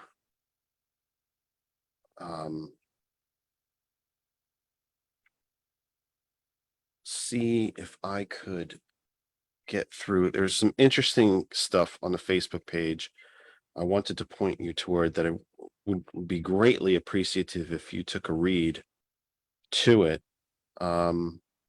Posted earlier today. I have to sort these. New post. I posted earlier today a really interesting opinion piece from the former labor secretary and professor of economics, Robert Reich, an op-ed that he published in The Guardian. And it reflects exactly what we have been saying here on this program for months. And that is the title of his, or I should say the byline, the sub headline of his op-ed is that corporations are using rising costs as an excuse to increase their prices even higher, resulting in record profits. We need limited price controls to break this cycle. What the secretary is referring to is this fake inflation. What he is doing in his piece is reinforcing the point that this inflation crisis, if you will, is not an inflation crisis. It's a price gouging crisis. And that the only two ways to stop it are price controls and windfall profits taxes. One of the ways the first Bush presidency, George Herbert Walker Bush, paid toward the cap and trade policy that he helped initiate to solve the acid rain problem was a windfall profits tax. Nixon had a windfall profits tax. Eisenhower had a windfall profits tax. Roosevelt during World War II was stated that no company will profit overtly, profit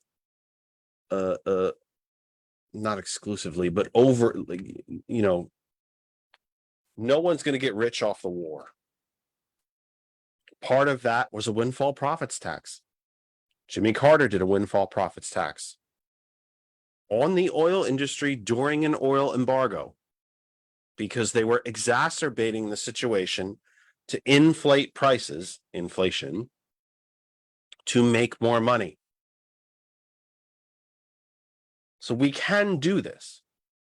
We've done it before. This so-called inflation crisis is a lie. It is price gouging.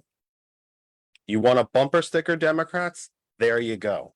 It's not inflation when it's price gouging.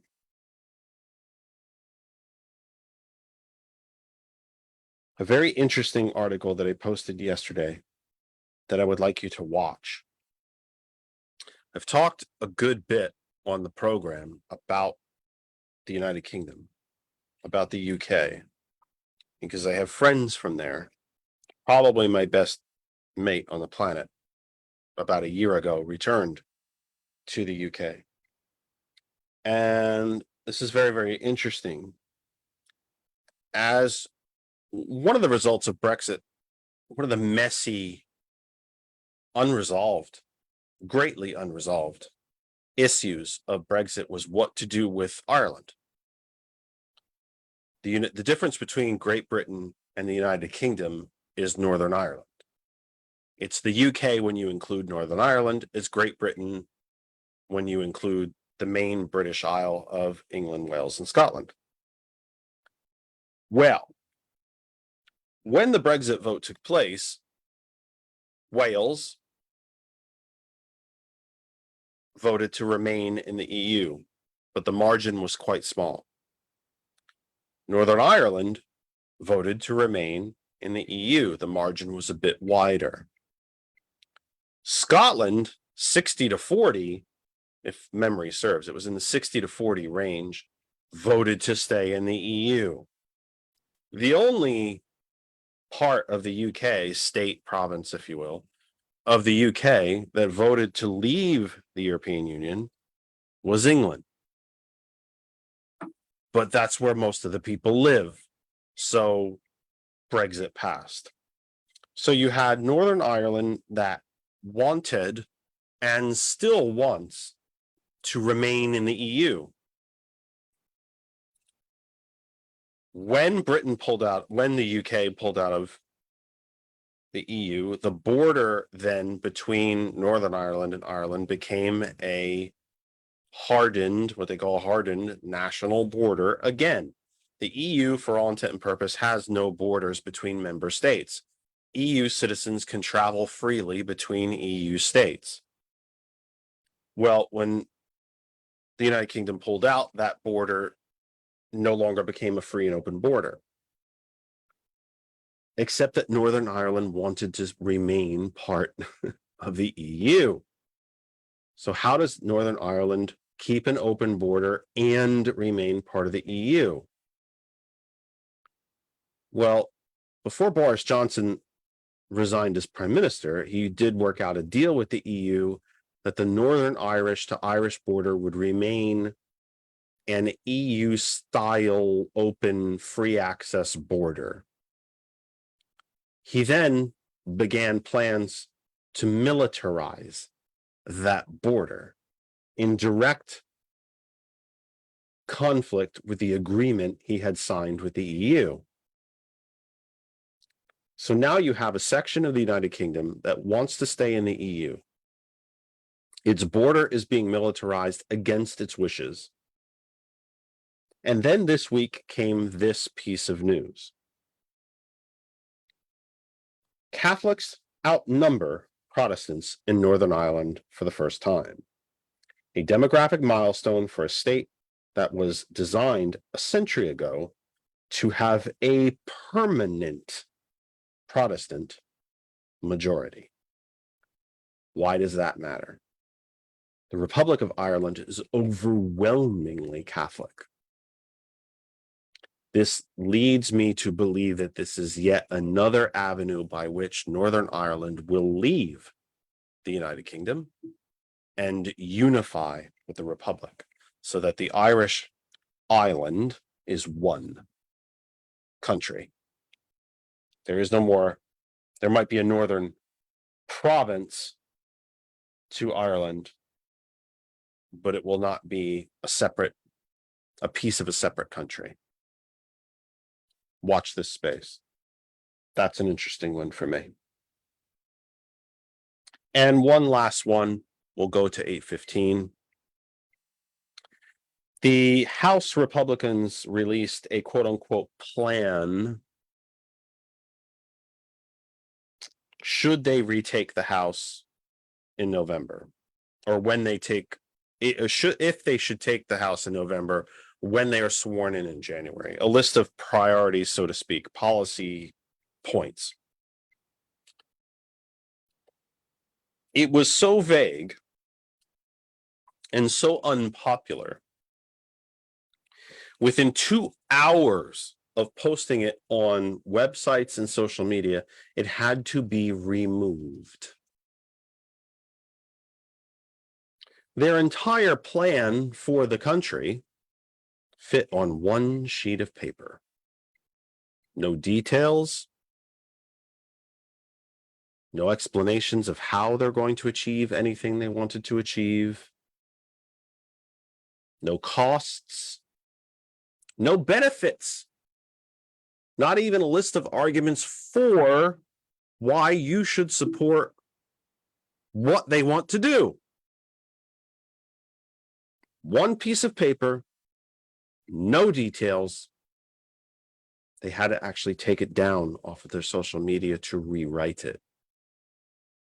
If you can rewrite an entire policy statement just to please social media, there probably wasn't much meat on the bones of your policy statement. What it is basically a new font and new writing for the 1990s new Newt Gingrich contract on America. And how well did that work out for everybody? Self-identified Republicans included. The story is on our home group Facebook page, That Other Side of Information. 267-227-9189, 267-227-9189. There's another story about how much money Koch brothers are spending, the Koch network is spending in this midterm election. The spending, which I think is largely underreported by The Guardian. It talks about them spending only $607,000 on campaigns to back 52 different election deniers throughout the country. Koch network, by the time this congressional cycle is done, will have spent 9 figures. They will spend easily over $100 million. It'll probably be in the $106 million range.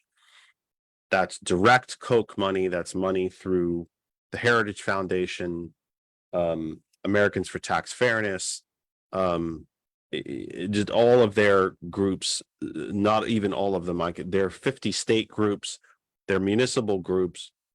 I can't even name them all. It'll be well over $100 million by the time they're done. Money cannot be speech if it is not equal. We supposedly all have free speech under the Constitution. That means our right to free speech is equal. It cannot be equal. Speech cannot be equal if money is speech, because money is not equal. This is I'm no constitutional scholar, but that's a pretty damn basic thought. That article is also on our home group Facebook page. One other one that I wanted to point out really quickly is just a non-political story. You know, when fall comes, the skies tend to be a little more clear at night, and you can see more things. And what I would ask you to do is to go outside at night and just look up. What you will see, the brightest thing in the sky at this moment is Jupiter, the planet Jupiter.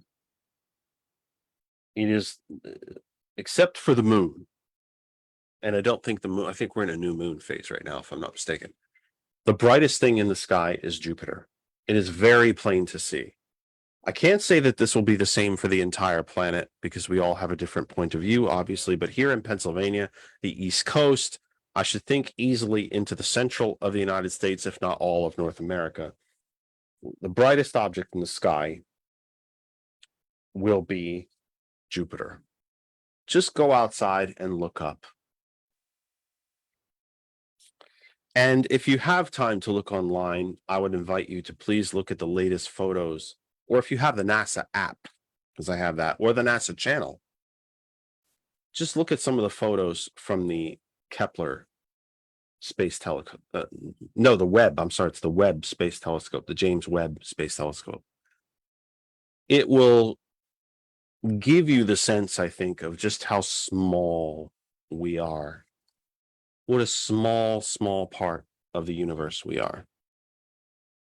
And I think sometimes as humans, we need that. We need to be reminded that literally going back to the Middle Ages, when we first began to learn that the Earth was literally not the center of the universe. In fact, we are on a very outer arm of the Milky Way galaxy in a relatively nondescript, quite normal solar system with a very average star. And we don't even, and our star doesn't even revolve around us. We revolve around it. And that the Milky Way is not even at the center of the known galaxy. It's out, kind of out on the edge. We're not the center of anything. When you can go outside and look up into a clear sky and see stars that would take generations of humans to reach in current technology, literally generations, thousands, stars that are thousands and tens of thousands of light years away, it makes you feel very small. And sometimes I think humans need that kind of mental reset. We need to remind ourselves that we are small and that in the grand scheme of the universe, we are a very, very, very small part. And to think if we were to realize that on occasion, we would begin to solve things better. We would begin to realize that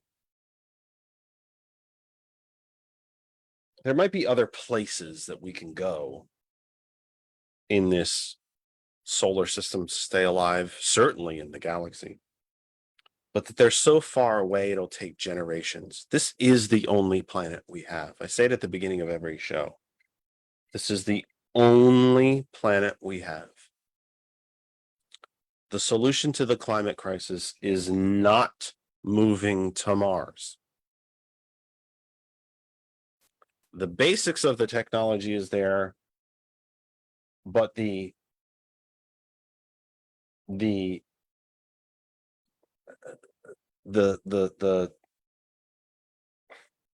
practicality of it, let's put it that way. Maybe that's the best way to put it. The practicality of that is not there. This is it. This is our home for the foreseeable future. I know actually Elon Musk wants to have a colony on Mars by 2030. Good luck. And if he does, there's nearly 8 billion people on the earth. We're not all going to that colony. So this is it. This is the home we have. And just like Mr. Watts said, just like so many guests in recent weeks have said, we can disagree. If someone wants to call me and talk about tax policy or about education policy or environmental policy, we've been blessed to have members of the, no pun intended, we've had blessed to have members of the clergy here to talk about matters of faith and the intersection of faith and politics. They can disagree. But if we don't start working together on some level, this is the only home we have. Another habitable planet is not just going to float by the earth, and we won't be able to just hop aboard and start over.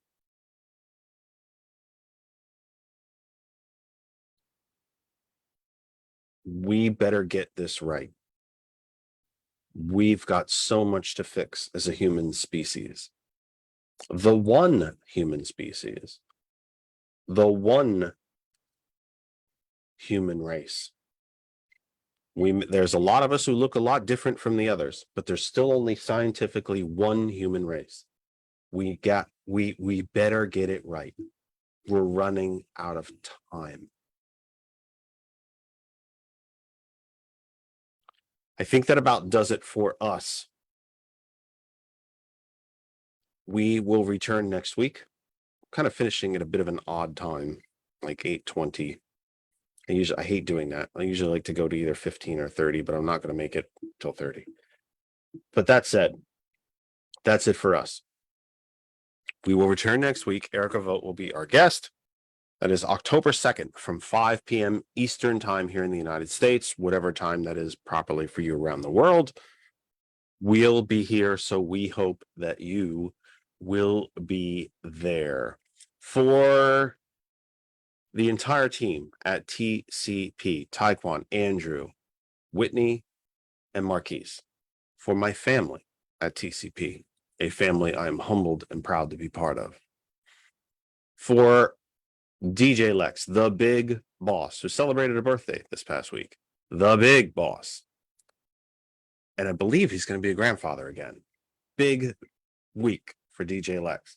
For everyone, DJ Lex, DJ Earl, and of course, backbone of Hot 101, whether the guys want a minute or not, April Riddick. I wouldn't be on Hot 101 without her. I wouldn't be doing this show without her. For Kristen, of course, for our producers, George and Lindair, I'm Jeff Kennedy. In about 40 minutes, 9 p.m. Eastern, 8 p.m. Central, 7 Mountain, 6 Pacific, is Thomas Mack, Sergeant Thomas McCormick, Thomas the Villain. The Villain's View is on Hot 101 from 9 p.m. at the top of the hour, wherever you are. I'm going to go downstairs, get a little something sweet to eat and some milk, and see if Aaron Judge hit his 61st home run yet. And tomorrow, I will hope that the New York Giants go 3-0. This kid lives in Pennsylvania, but pretty much all the sports stuff is New York. So we will be doing that. So we will return next week. And I just wanted to say to everyone involved in this program, thank you. We love you. And we couldn't be here without you. Please share the program to any page, any group, any individual that you think would benefit from it, enjoy it, anything of the sort. And even I should say goodnight to Randall too, and Patricia, and everybody that was in the chat tonight, not just the big wigs at the radio and across Facebook, but all of our listeners too. It means everything to me that you are here each week. We appreciate you. We could not do it without you. We really would be the proverbial tree in the forest. We would fall, but no one would hear it. So that does it for us. I just threw away my notes, so I must be done. We appreciate you. Please share the program, and we will see you next week. You're the best. You're absolutely the best. And yes, happy Jewish New Year, Rosh Hashanah. Karen Leonard reminds me. Thank you, Karen. I should have said that the very, very top. That was extremely neglectful of me. A happy New Year to our Jewish brothers and sisters, or I should say sisters and brothers. I'm Jeff Kennedy. Until next week, please take care of yourselves and each other. We are one human family, and we better remember it. We need to take care of each other. Please take care of yourselves and each other. That other side of information on Facebook, you can reach me there all week. Don't have to wait till I'm on the air to talk to me. You can reach me at Facebook all week. Sergeant Mac, The Villain's View, comes to you at the top of the hour. We'll see you next week. Take care of yourselves.